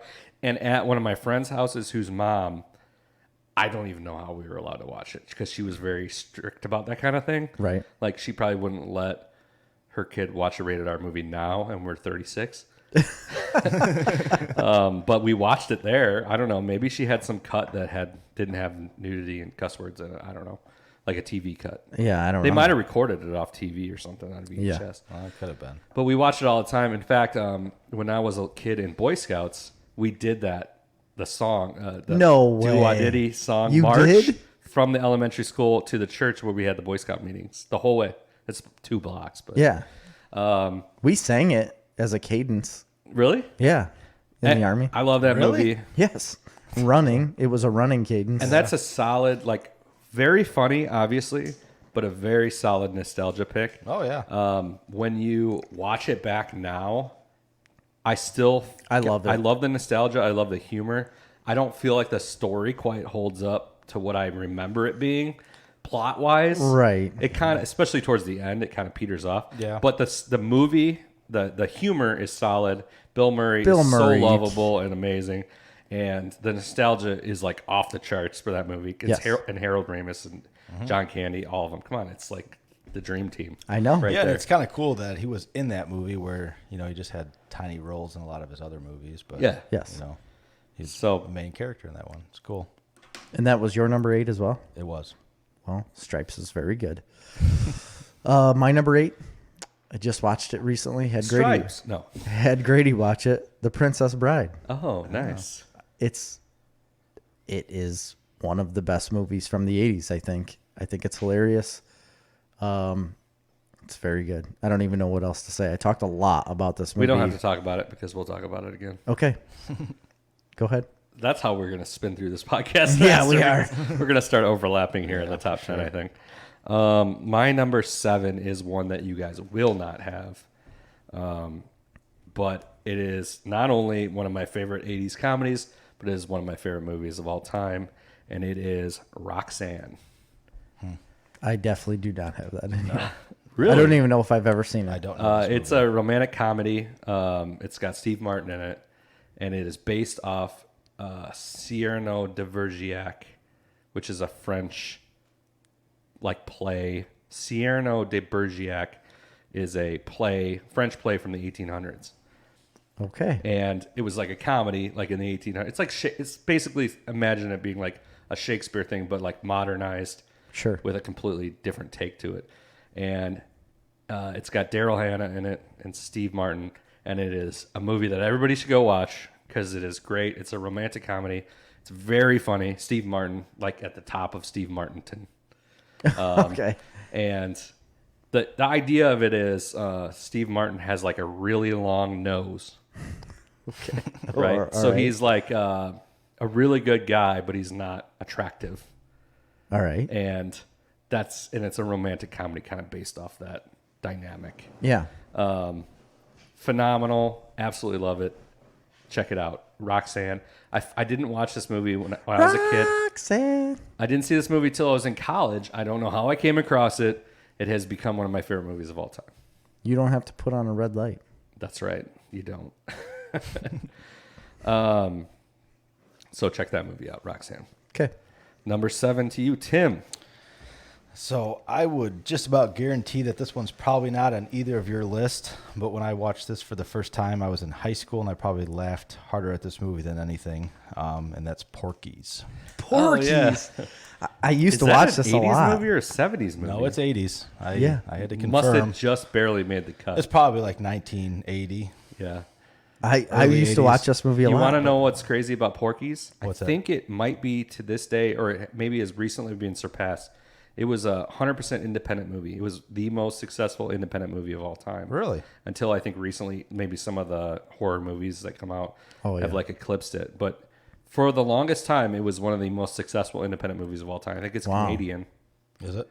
Yeah. I don't know. I just know it's pretty. I think it's actually effing set funny. in Canada. It is. It's very funny. I forgot about this movie. I used to watch it all the time on another Comedy Central thing. Like they used to play it constantly. It Yeah. had to have been some edited version. It's Oh, I'm definitely sure. not an appropriate movie for it's younger not. audiences. No, it's not. But we Probably. all saw it when we were way too young to see it.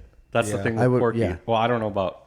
I You did. said high school, but I- I saw I- it when I was a little kid. Yeah, maybe. Or I feel don't like it was know high how school. old I it probably High saw it school. in 5th or 6th grade.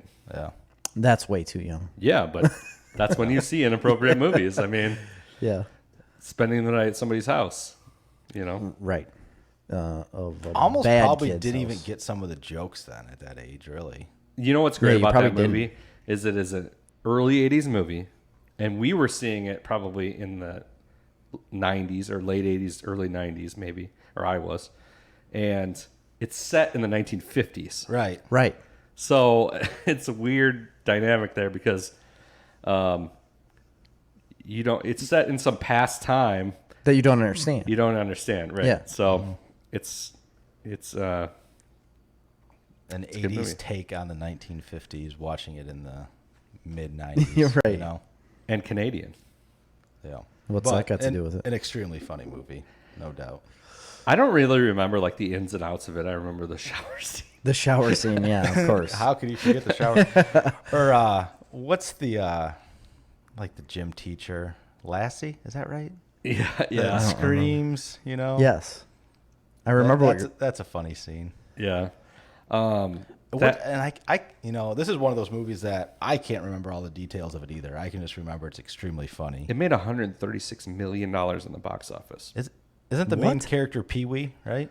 It was a remake Yes. of the original movie Porky's Pimpin' Pee-wee. No shit. Okay. It was the 5th highest grossing movie of 1982. And it's all independent. 82. I believe that. Don't quote me on that, but I'm pretty sure that's what I heard. I don't know if that's true or not. In 2002, Howard Stern acquired the remake rights and hoped to produce a remake. Didn't happen, though. Wow. Anyway, that was on the slate of like 5th, 6th, 7th grade movies that you watch at midnight at a friend's house Yes. with Right. like Bloodsport and like Time Cop and Total Recall, those types of movies. It was in that rotation of movies for my life anyway. It's funny. My number 7 is Uncle Buck. Ooh. My second favorite John Candy movie. But it is one that I go back and watch constantly. I will always watch it if it's on TV. I always want to watch sweet, it. you know? Incredibly sweet, So incredible. heartfelt. It just makes you feel good watching it. Absolutely. And it's the typical John Candy character where he's like the schlub blue collar guy that just always screws up, but yet in the end he's a really good guy that's doing the right thing, and His heart's always in the right place. It but is. His head's not. You know. and yeah, he just always screws things up. I think it's hilarious with the whole like I think it's a washer, right? A washer or dryer that he's trying to fix. Yeah. And he's got And all his the girlfriend- clothes hanging up. But his girlfriend is walking in and he hears her, or she hears him like, ugh, and he's like trying to fix the washer, and she thinks he's having an Right. affair, obviously with the neighbor lady, and it's not the case. I don't know. It's really funny. Yeah, it's And the whole and all the stuff when he's following that girl, like the teenage girl around, and her boyfriend, and he's just always like harassing him terribly. With an axe, and just the like movie is so much better than it has the right to be because very little happens. Right, there is not much going on. Yeah. Honestly, it's so small, but it You're right. works so well. And it's incredible. I will always and forever love this movie. I agree. You should have seen probably- the size of the toast. Didn't even fit it through the door. It probably mostly works because of John Candy. Absolutely. Anybody else 100%. cast in that spot, it just It won't be the same. no. I think it was John Hughes' like vehicle for John Candy, basically. And yeah, amazing. We'll go to my number 6. Uncle Buck. Okay. Yeah, I just don't think I'm surprised that we all three had it pretty high. I don't feel like a lot of people would, but maybe I just don't know how. This makes me think that I'm wrong. I thought it was like one of those movies that I always liked, but it wasn't like a big movie. You know what I mean? I mean, at the time, probably not. But I don't even think it was like that successful of a movie. But right now, I don't know. I know a lot of people that really enjoy that movie. I know a lot of people that have always brought it up, and it's very, very good. Like from, top to tail, like the whole movie is good. There's no downside of that movie throughout the whole thing. Like there's no one part of that movie there I'm like, that's kind of boring. The whole thing's good. I'm trying to find out who Goes by pretty fast. Yeah, it's a quick movie. I'm trying to figure out who played Shanice. Amy Madigan. Because I feel like I've seen her in other Shanice, stuff. yeah. But I That don't name know what. sounds familiar. Amy Madigan. She was in Field of Dreams. She was Oh, in yeah. Gone Baby Gone. That's where I recognize her. Gone Baby Gone. That's a good movie. She's in a bunch of other stuff too. I don't know the names. I don't know the other movies. Doesn't look like she had a ton to her credit. But anyway, it's a great movie. That was my number 6. We've talked about it enough, so Yep. we'll go to Tim's number 6. John Candy, man, just ruling this list. Planes, Trains, and Automobiles. Oh, nice. Yep. Yeah, again, big John Candy fan. That's my third one of him on this list. Definitely not as family friendly as the other two. No. You know? No, not at all. That was almost one of those ones where when I was a kid, we all could watch John Candy movies. Yes. But I couldn't watch that one. Yeah. Yeah. My parents wouldn't let me watch that one. But I saw it still. Obviously, Right. it wherever. Probably friends' rightfully so. You know, there's Yes.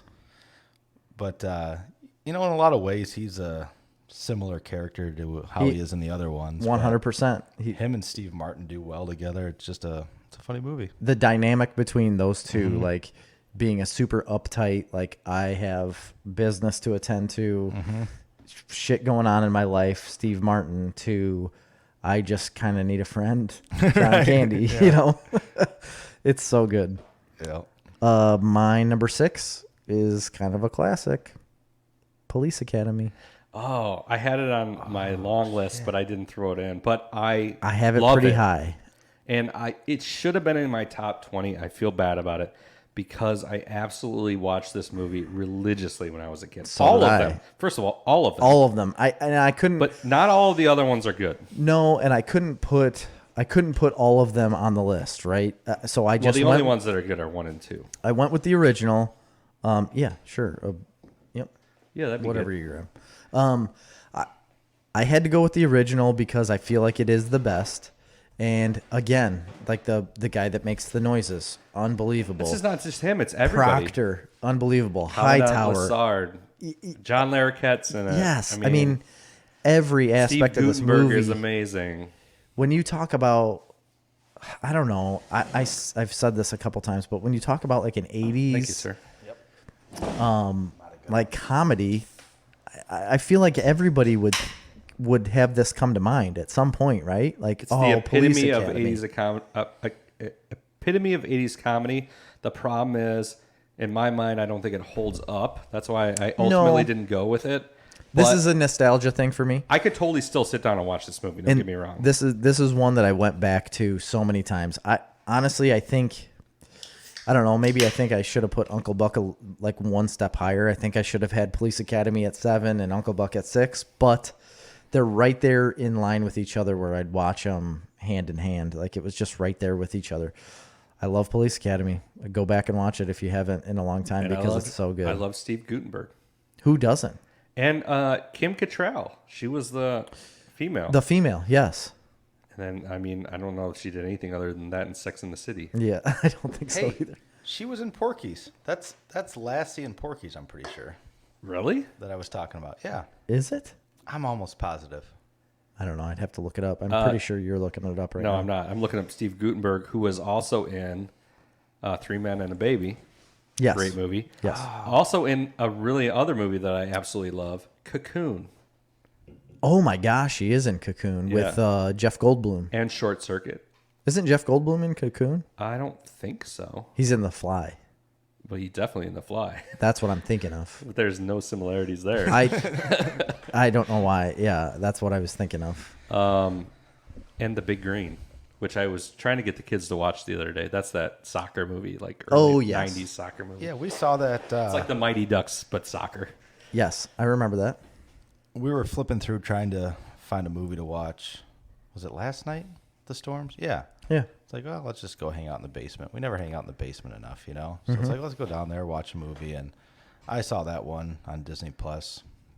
Should have watched that one. We elected for the BFG instead.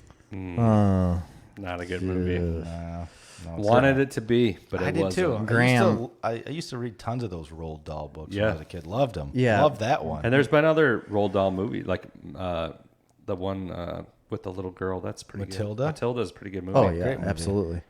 but I mean, Graham's been watching BFG a lot. I don't know why. Roald He's Dahl dumb. story with Steven Spielberg. How was it not good? You know, how was that not good? It failed. I mean, it was supposed to be huge, It was. I remember that. and it failed miserably. But Police Academy. My number yeah. 6. Chris, you're number 5. My number 5. We're in the meat and potatoes. This here. is the top 5. What it's all about. My Top number 5. Number 5 is Fletch. Fletch. Yeah. I forgot about I did too. I didn't have it on mine. I so love Fletch. I mean, I'm a huge Chevy Chase fan. I think everybody is to a certain extent. If he wasn't a dick. He is a dick, but this is my kind of comedy. Yeah. This is what I love, and that's the fast talking, like smart ass. This is a big Comedy. Kevin Smith loves this movie. Absolutely, he actually acquired He did. not the rights, but he wrote the movie, and he got into a war with the studios, and he wrote the movie. He was going to write, direct the movie, and the studio agreed. Mm-hmm. And originally he wanted Jason Lee, I believe, to play Fletch. Yeah. And the studio didn't think he was a big enough name. Idiots. That's because right. he ended up being a big Huge. name. Yeah. And then he was talking about it originally, and they wanted Ben Affleck because they were all friends. Yeah. Mm-hmm. But he wanted it for Jason Lee because that is Jason Lee's character. It's a good character, in Mallrats. yes. That is what he is, It's designed off of that. and he would have been a perfect Fletch. Yeah. He really would have back in the day. Yeah. But anyway, well, moving on from that, I think it's getting really close to a perfect comedy, and the books are phenomenal. I have read a couple of the books anyway. Mm-hmm. I think I read Fletch and Fletch Lives. They were all based on a book series, but they take a little bit of liberties in the movie because it becomes the Chevy Chase show. I think it's famously he was a real dick on this movie set. Yes, that's what I've always heard. It was kind of like a big problem, and he had his ideas of what he wanted to do, and he basically just made the movie he wanted to make as the actor and just changed, which is amazing. Mm-hmm. It worked out. Apparently. I'm not in certain circumstances, I'm not a huge Chevy Chase fan. In certain circumstances, I am. And this is one where I'm a huge fan of this movie. I also love Fletch Lives, the one where they go to, I think it's Fletch Lives, when they go to the swamps in New Orleans. I think that's the sequel. I have no idea. It's a great one too, but I love this movie.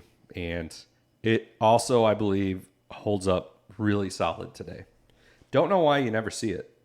You really don't. Nobody's ever see it. playing it. No. No idea why, because it's a very very good comedy. It kind of has some of the elements that like Beverly Hills Cop, I agree. but not to that Extreme. Yeah, not to the action Yeah. side of it. So love that movie. You're number 5, Tim. Fast Times at Ridgemont High. There you go. There's a Sean Penn. Spicoli. Yes, Spicoli. Great character. Yeah, that's a good. 1980s Sean Penn. Phoebe Cates. Oh, Yep. I used to absolutely love this band when I was in high school called Phoenix TX. They were a punk band, and they had a song called Phoebe Cates. That's all about that scene in Fast Really? Times. Really? Anyway, Yeah, I don't know what to say about it. I just like the movie.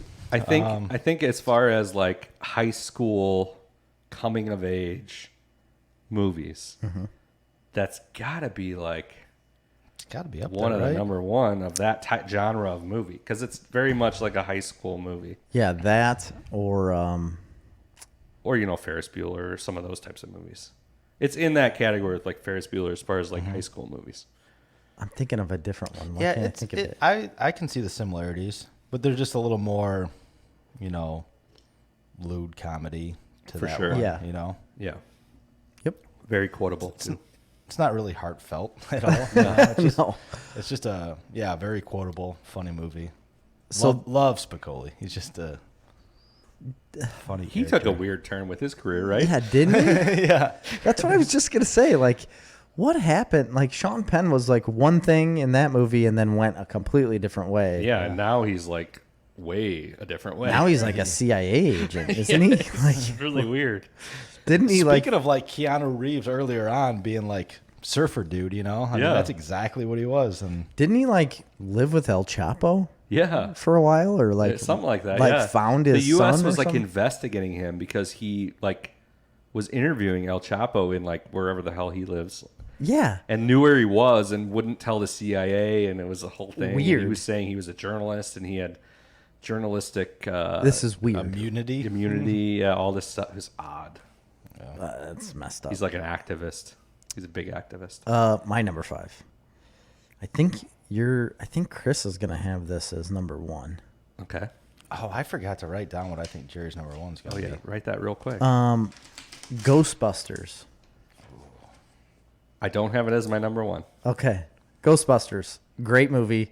Chris loves it, obviously. I absolutely love it. I also love it, not as much as Chris apparently, because I have it as my number 5. But this is like ultimate, one of the ultimate movies, like action movie. I think it's an action movie, right? No, Is it's it? straight comedy. Is it straight comedy? Sci-fi comedy. Okay, I would there's a not different call it genre. an action movie. There's not a lot of action going I on. don't know. They're crossing streams. They're fighting Zool. It's not. I wouldn't not call it an action movie for sure. It's comedy first, sci-fi second. Okay, sci-fi definitely. I would call it sci-fi first, comedy second. Whatever. But either way, great movie. My number 5. Absolutely, and we'll talk about that more later. Yeah. Number 4 for me is what I consider to be the ultimate Eddie Murphy movie, Really? and that is Trading Places. Yeah. It's I fine. Love that movie. I will watch that movie anytime it's on.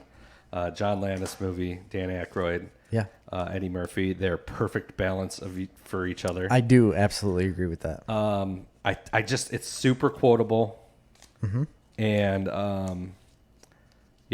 best actor in a supporting role, best actress in a supporting role. It won 2 awards. That's crazy. Wow. Really? Yeah. For a comedy. Nominated like for best motion picture musical comedy in the Gold Globes. Nice. Anyway, love this movie.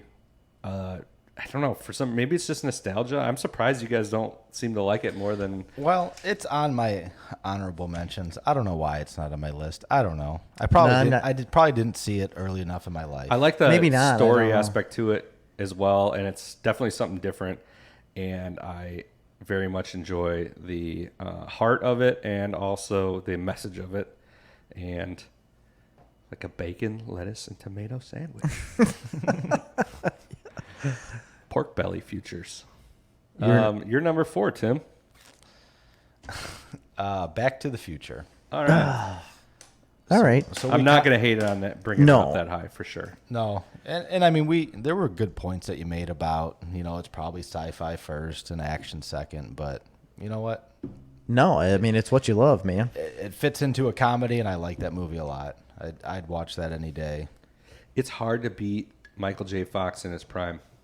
Yeah, I would agree. Oh yeah, I mean, absolutely. He's so goddamn charismatic, Yeah, and having the guy that we've talked about that I can't remember his name, Christopher Lloyd. He was in everything, Yeah, and he's a apparently phenomenal character. And Like what's Doc Brown Caroline in the is- City. What's her name? Caroline. She was in the Leah Thompson. Remini. Leah No, Thompson. It is. Right? Yeah. It is Thompson. His mom. Yeah. It was his mom. That's weird. Yeah. There's 'Cause she was in. Yeah, there's a pretty weird scene in there's there. Actually, weird stuff. Well, they're talking about the big controversy over that movie was the loophole that his parents wouldn't recognize once they had their child and he grew up that he was the person that introduced them. And people think that that's a loophole because Michael J. Fox's character introduces his parents Yes. back in the 1950s. you'd forget that for sure. That's what the director of the For movie sure. or the writer of the movie came out and said, like, no, they met him for like one weekend, Right. like 30 years ago. Yeah. Yeah. Or There's 20 no years way ago. you're going to remember that that's the same person. Exactly. As your Yeah. child. Or if anything, you'd say like, "Oh, our kid is similar to this person we met this one time." You're not gonna like, "Oh, this is for Yeah. exactly the same." Right. Well, yeah. Is the first thing you're going to jump to is like, our child went back in time. I mean, No. any person, no matter how much of an impact they had, if you only saw them for one weekend and then 30 years pass, you can't remember exactly what they look like. No, They're not at all. ingrained in your And brain. when you recall it, it's not the same as what it was. right. Just a phenomenal cast. I forgot about Crispin Glover plays George his dad. Clooney, the weirdest person in the history of mankind. He is. And then also, I have heard a lot on podcasts. The guy Tom Wilson, the guy that played Biff, Yeah. he is like so nice. Is he? Yes, he is a really very good person on podcasts. He's been on Nerdist a bunch of times, or Yep. ID10T or whatever.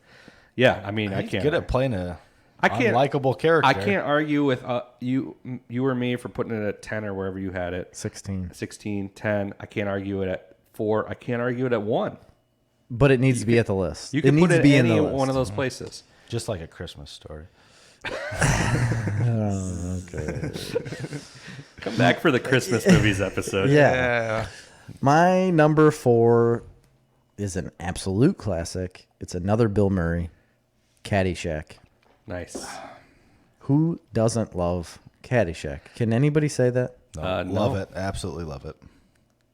That's your number 1. I just figured it out. Damn it. No, it's not. So, yeah, Caddyshack. I actually don't have it on my list. Okay. Caddyshack's great. We'll talk about it again. Okay. My number 3, we've talked about a little bit, but it is Ghostbusters. I love Ghostbusters. Love everything Bill Murray, everything he's ever done, all time. I also love Dan Aykroyd in basically everything he's ever been in, and Harold Ramis and everything he's ever been in, and Rick Moranis and everything he's ever been in, and basically all of them. Sigourney Weaver and everything she's ever been in. Yeah, that's what I was just getting ready to say. Sigourney Weaver is incredible. Like, she acts her ass off in this movie. She really does. Yeah. The part that she has is, I don't know, she's great. Yeah, absolutely. So, I mean, I think she has the hardest role in the whole movie. yeah, she's got to play the straight man, Yeah. really. And possessed by a demon. Oh, yeah, Annie Potts, forgot. She's in it. She's great. Ernie Hudson, great. Yes. Phenomenal. I just love everything about it. You could watch it today. It wouldn't feel dated a bit. No, besides the marshmallow. Cats and dogs living together. That's one man I really want to meet.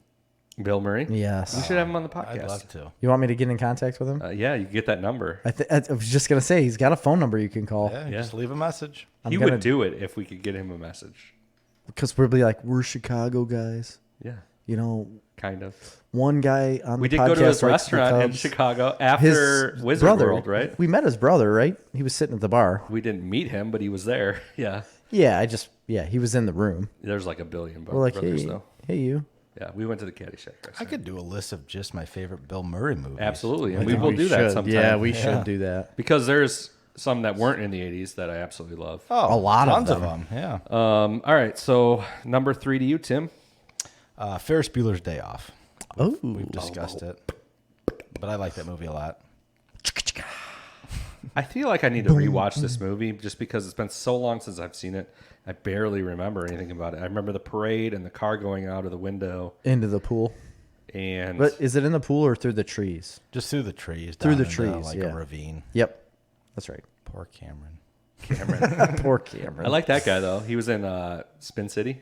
Yeah. Yeah, he was. What's that guy's name? I don't remember. It doesn't matter. Something low. I don't know. Um, Charlie Sheen makes an appearance. Cameo. He does. Yeah. Number 3, Number 3 to you, sir. Stripes. You guys had it way too low. I don't. Did you have it on yours? I had did. it at number Yeah, 8. okay. We both had it at 8. Number Yeah, that's 8. right. And I have it as number 3. It was always one of my favorites. I've always been like a military person. I don't know if you know this. It had an army. Yeah, Tone. you've mentioned it. Yeah, I'm going to continue the rest of your life. And it's Bill Murray. It's the army. It's Harold Ramis. It's everything I loved. It was hilarious. I've always loved it. It was one of those movies that I watched over and over again on Comedy Central, like I've said a bajillion times, but they played this movie so much. And I think that's why it's like ingrained in my brain as one of my favorites. You want to know what's funny, Jerry? When I wrote down what I thought was going to be your number 1. What did you write? Oh no! I was gonna write that, and I changed my Changed mind. your mind. Okay. Okay. Yep. It's not Stripes. Yep. Stripes is number I was 3. gonna write. I forgot. You until I guys, looked at it. both of you guys don't have the right one. I know what you wrote down, and You do know what I wrote down, so yeah. I'm But no, surprised. I was about to write Stripes, You and then gave I me changed my mind. You gave me clues throughout this night, and go ahead. Number 2. All right, my number 2 is The Princess Bride. Just watched it the other day. Mm-hmm. Super good. You guys have actually talked about this movie a lot. You've not seen it? I have ages ago. Better Oh than I my remembered. I just gosh. watched it the other day, and I caught jokes that I didn't even get. There's so many And jokes. the thing is, several times when you've talked about it, I've told myself I need to watch this more recently, and I just have never done it. And honestly, I guess I shouldn't say like the story is super great, but the story is there, right? Solid. It's a solid story because there's multiple levels to it. You've got For sure. Inigo Montoya, you've got the farmer, you've got the Dread Pirate Roberts, you've got the princess. Like it's all working And together. you got the real world. Exactly, You know what and I you've mean? got the real world outside of this where the grandpa's telling a story. It's just I love fantasy. I love fairy tales, that kind of thing. And this brings comedy and fantasy It's just very, together very well into done. something that is a brilliant, brilliant movie. It's one of the best movies ever made. Carrie Ellis, who we've met. I ran into him. He hit my shoulder. He did. He had a cool leather jacket on. He did. I Ignored the crap And I out said, of me. hey, cool leather jacket, man. And we both said Carrie. Mandy Patinkin, Christopher Guest, Wallace How Shawn. do you say his last I have name? no idea. Yeah, okay. I don't know if I've ever heard it pronounced. Absolutely honest. love Andre the Giant in it. Yes. Oh my God, Fred Savage, Robin Wright, anybody Robin know- Wright Penn, Sean Penn's wife, ex-wife. Right. Because he went on a journalist spree and they got divorced. Billy Crystal. Yeah, Billy Crystal's in it. I forgot. Yeah, Miracle Max. Yeah, love this movie. Everybody should watch this movie Yeah, 100%. with your kids too, because it's a wonderful movie for kids. Grady loves this movie, and I seriously got. It's weird when this happens, but I got so much joy from watching him enjoy this movie. It because I love it, and I put it on, and I forced him to watch it. He's like, I don't want to watch this, and I put it on anyways, and he was like pouting, but then he laid on the couch with his hands behind his head, laughing his ass off at this movie, and it made me so happy that he loved it. And I remember Amy was on call. She wasn't at home. And I remember coming home and I was like, we watched Princess Bride and Grady loved it. It was like, and she's like, oh, I don't even really remember that movie. So the next day, you know what we did? We all sat down and we watched Princess Bride. Yeah. And she was laughing her ass off too. It just. After fun. that, you told me that I played it. The kids watched it. They liked it as well. Yeah. Cash did not want to watch it because there's princess in the title. Grady was the same way. But yeah, no, absolutely. Great family movie. Yep. Maybe when I rewatch it, I'll watch it with my kids. Oh, it's great. Oh. Yeah. And Rob Reiner, by the way. Emma's the directed same that. way. Both of my kids, you cannot get them to watch anything new without forcing them. If it wasn't for forcing them, it'd just be Frozen 1 and 2 over and over. I've had some good luck with showing the boys movies to where I forced them a couple times, but now they trust me.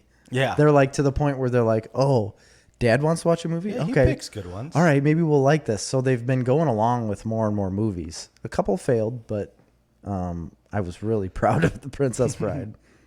More times than not, they fail when I try to do that. But Yeah. Well, it failed last night when we watched BFG.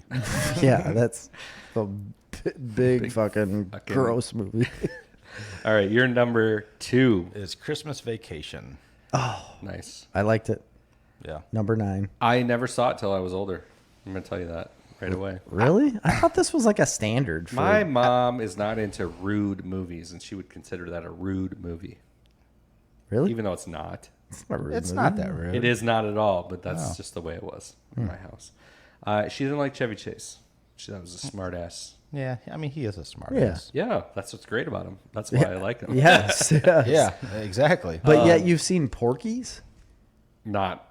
Not with your mom. No. Yeah. So anyway. But anyway, yeah, I don't know. Great movie, very quotable. I will watch it anytime it's on, Yeah. which it is quite frequently. It is on a lot. Christmas in July. It's probably on right now. It's probably. My number 2. This is the one that I think Chris picked as my number 1. Planes, Trains, and Automobiles. It is. It's That's what I picked as I thought that was going to be your number 1. You've said that before. That it was like one of your favorite movies. It is. It is, I absolutely. have no idea. Well, I know exactly where your number 1 is then. Okay, well, we'll get there. But Planes, Trains, and Automobiles has always been one of my favorites. I've watched it a lot. There is a certain scene where they filmed in Braidwood, Yep. in front of the Oh, the Braidwood motel. Motel. And The Sands this Motel. this hillbilly guy gets out, Owen, and he says, "You the shower curtain fella?" He says, "Yep." "You Owen?" "Yeah." And then they have a little bit of dialogue, and then he's like, "Are these your bags? We'll put them in the back." And then he says, "Woman, get these bags." And this little girl gets out, or it's like his wife. She gets out of the truck, slams the truck door, and they're like, No, it's no problem. We'll get the bags. He says, "She may be small, but she's strong. Her first baby came out sideways, and she didn't scream or nothing." And I fucking lose it at that part every single time. And meanwhile, the whole time he's doing this. Yeah, that's right. I can't get over these parts. And then the whole, like, they're driving along on the highway and, like, it's like electricity flashes and you see, like, the skeletons. I don't know. There's so many parts of this movie. Oh, and then they're sleeping in the hotel together. And John Candy says, yeah, I've had my hand between two pillows. And he says, those aren't two pillows. Steve Martin jumps up because it's his ass. Yeah. Chris, did you get that? Yeah, I got it. But then there's a bunch of heart at the end because John Candy like wants to get Steve Martin to his family for Christmas and whatnot, or Thanksgiving maybe. But then they realize like he has no place to go because his wife ended up passing away. But he talks about his wife all the time. There's like a big undertone to this movie, and it's so good. It'll always be one of my favorites. And he was he just a similar character in Home Alone, or was it just a similar situation? Yeah, Home Alone, when she needs to get the ride back to Chicago. He was in part of a polka band. Yeah, John but it wasn't Candy like was. John Candy. Yeah, he was part of a polka band. Right. Giving. I always thought there was some connection there. It feels similar, you know. It does feel similar. You're right. It's just because they're traveling. John Candy traveling Yeah. Chicago Yes. involved. John Hughes movies. Right. That's like one of the long list of John Hughes movies we have on our list of top 20 here. Before I left home, I was telling Amy what my list was, and she's like, "Oh, I've never really seen Planes, Trains, and Automobiles." And I feel like that's the story for a lot of people. Really? It's one of those movies that like I think everybody cracks. knows of. I had a piece of not me. a lot of people have seen it. I had a piece of me die. Yeah, it's a great movie. It is. That's why I had it it's on my my number list, too. 2. It's my 1.5, I should say, because I should put it close to number 1. But my number 1 is one of my all-time favorite movies ever. My number 1. It's on that list, Is what's too. next? And do you know what it is? You said you knew what it was. Caddyshack. Yeah, it is Caddyshack. Of course, it's Caddyshack. It's the funniest movie ever made. I concur. Is it your number 1 too? It is my number 1. I Wow. will never get enough of this movie. No, I won't either. I mean, it is the most quotable movie maybe of all time. You're right. It's laugh out loud funny It from is beginning to end. It really is. Absolutely laugh out loud funny, and you get Bill Murray, and you get Chevy Chase, and you get Rodney Dangerfield, Yes. and you get Ted Knight, and you get all these amazing, amazing people. It's just hilarious scene after hilarious scene. It's nonstop for 2 hours. Or Sure. There is no slow down moment of that scene. No. And even the scenes that you don't even think of immediately when you go back and rewatch it, like every scene is hilarious. Oh yeah, it is. And quotable. It's amazing. What about the gopher? Right? Not the Gophers, the Gophers. That's my favorite part. When we went to Caddyshack restaurant. Yeah, we did. Like, not as well decorated as I thought it should Not be. even It close. just looked like a random bar, basically. It was a very random bar. Yeah. It was and fine. the food was fine. But it's great how it really is those 3 characters, and they're all kind of doing their own thing through most of the movie. Sure. Absolutely. Hilarious things, and Yeah. then when they all kind of come together there at the end, it's great. It is very It's just good. a phenomenal movie. And I I was love laughing the thinking ending. about different parts of it. I really am. And that was directed by Harold Ramis as well. Mm-hmm. Written by Brian Doyle Murray, his brother. Oh, I didn't know that. Yeah. Is that the guy who owned the bar? Well, all the brothers own the bar, the Murray brothers. Oh, they do? I thought it was only one of them. No. The Murray brothers own. There's a bunch of Caddyshack. It's a chain, Oh, but really living off that Caddyshack film, huh? well, they should because Yeah, they should. and Because Caddyshack 2 is good too, by the way, as well. it is. I've never even seen the second Oh, one. you haven't? I don't think Oh, it's so. very good. Is it really? Yeah, Yeah. pretty good. Yeah. That was an That's 80s surprising. movie, too. Also an 80s movie. That's an 80s Yeah. movie, too. That's yeah. almost one that I just never watched because I assumed it was gonna, be They terrible. ruined the first Well, one. they You don't replaced ruin it. Bill Murray with Dan Aykroyd, right? Yes. Or was that the third? I don't one? think it was Dan Aykroyd. it was Dan Aykroyd. In Yeah. the second one? Yeah. I just didn't think it was in the second one. Yeah, Dan Aykroyd. Yep, it was in the second one, and Randy Quaid was in it too. Yes, I knew Randy Quaid was. All right, Jerry. Let's see if Tim's got your number one pick. My number one pick. What did you pick for my number one? I'm not telling you. I'm not going to reveal it. All right, that's fine. Neither one of you guessed this. The Blues Brothers. Oh, okay. No, Did you guess it? No way. I changed it from Stripes. You did. The Blue Brothers. He got it. How did you get that? He guessed the Blues Brothers. I don't know. It is my. I literally started to write down Stripes, and then I'm like, nope.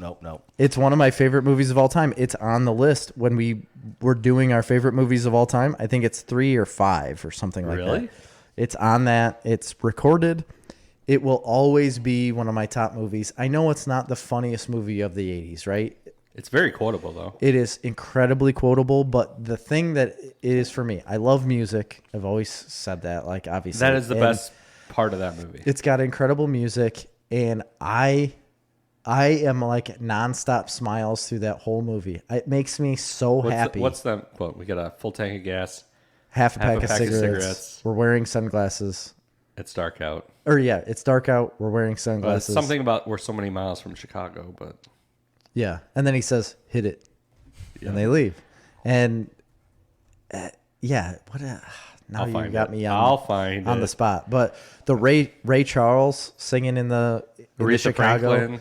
Yeah, I mean, all of it is just Joliet prison. Good. Yeah, Joliet prison. I worked right by there for a while. That when they I took the tour in the scene where they bust through that mall with the car. Yeah, that was an old mall on the south side of Chicago. That is where my dad bought my mom's engagement ring. Really? In that mall, yeah. No kidding. And my mom grew up on the south side of Chicago. My favorite part, like they're driving through, one of my favorite parts. The whole movie's my favorite part, but they're driving through this mall and they're like, ooh, baby clothes. And then they say they had cars for sale and they're like, oh, the new Buicks, they're out early. Like driving through this mall. I think it's so funny. But the very end, so Cab Calloway was the guy who does like the Scooby-Doo, like the, scat man guy. At the very end, when he's like in the white suit singing and they're on stage, like there's just nothing better. John Candy's in that movie for a very small bit where he's like one of the detectives that is trying to chase him down. And they come to the end show and he sits down and he's like looking around and they just sit at a table and he's like, Orange whip. Yeah. 3 orange whips. Just everything about it. Princess Leia, she's shooting like M16s at people and rockets, blowing up houses.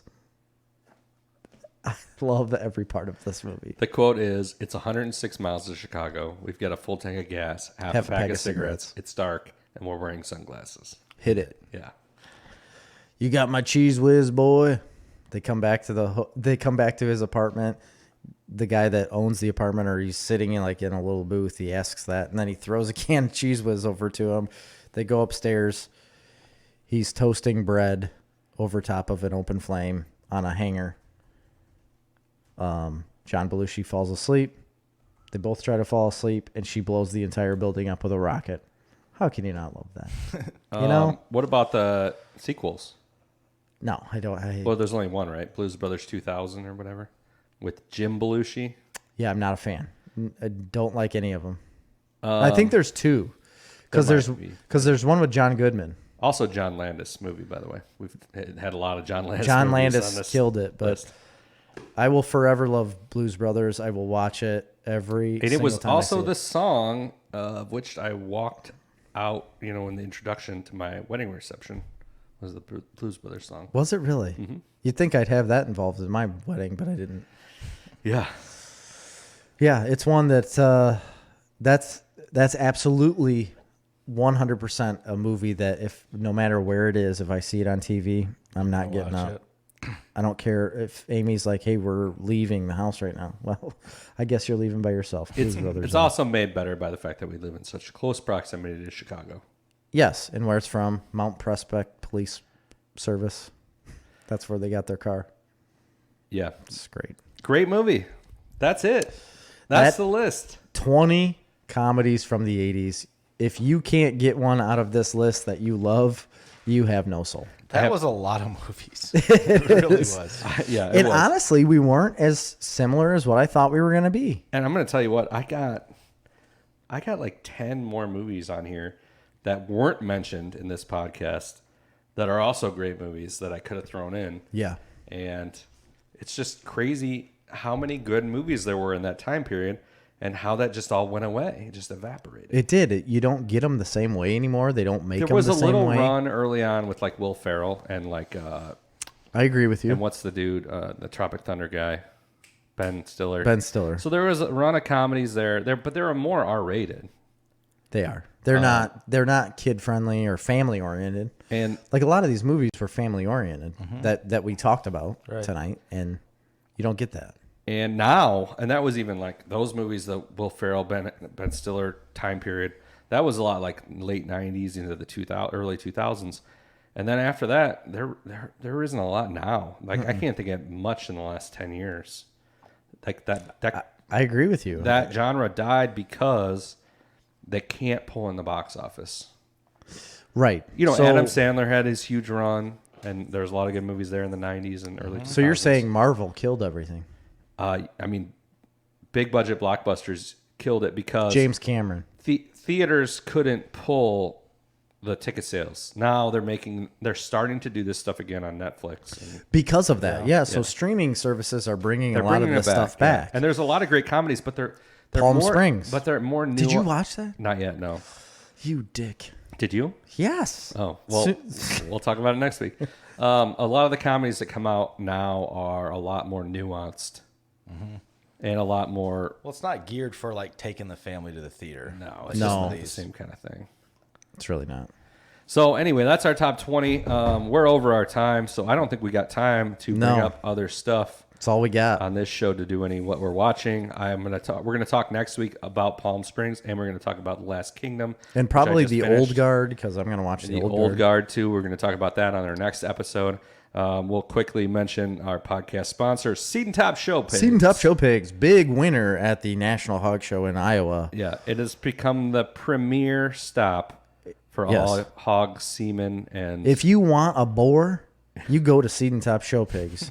You want to get studded, you go to Seed and Top Show Pigs. Grand champion, Poland boars. That's it. That's all we got for this week. You got any last thoughts, Tim? No, thanks for having me again. It's Absolutely. always nice to come on. All right, for Snarf Talk are we going to do Patreon extra or is it too late? We'll talk about that.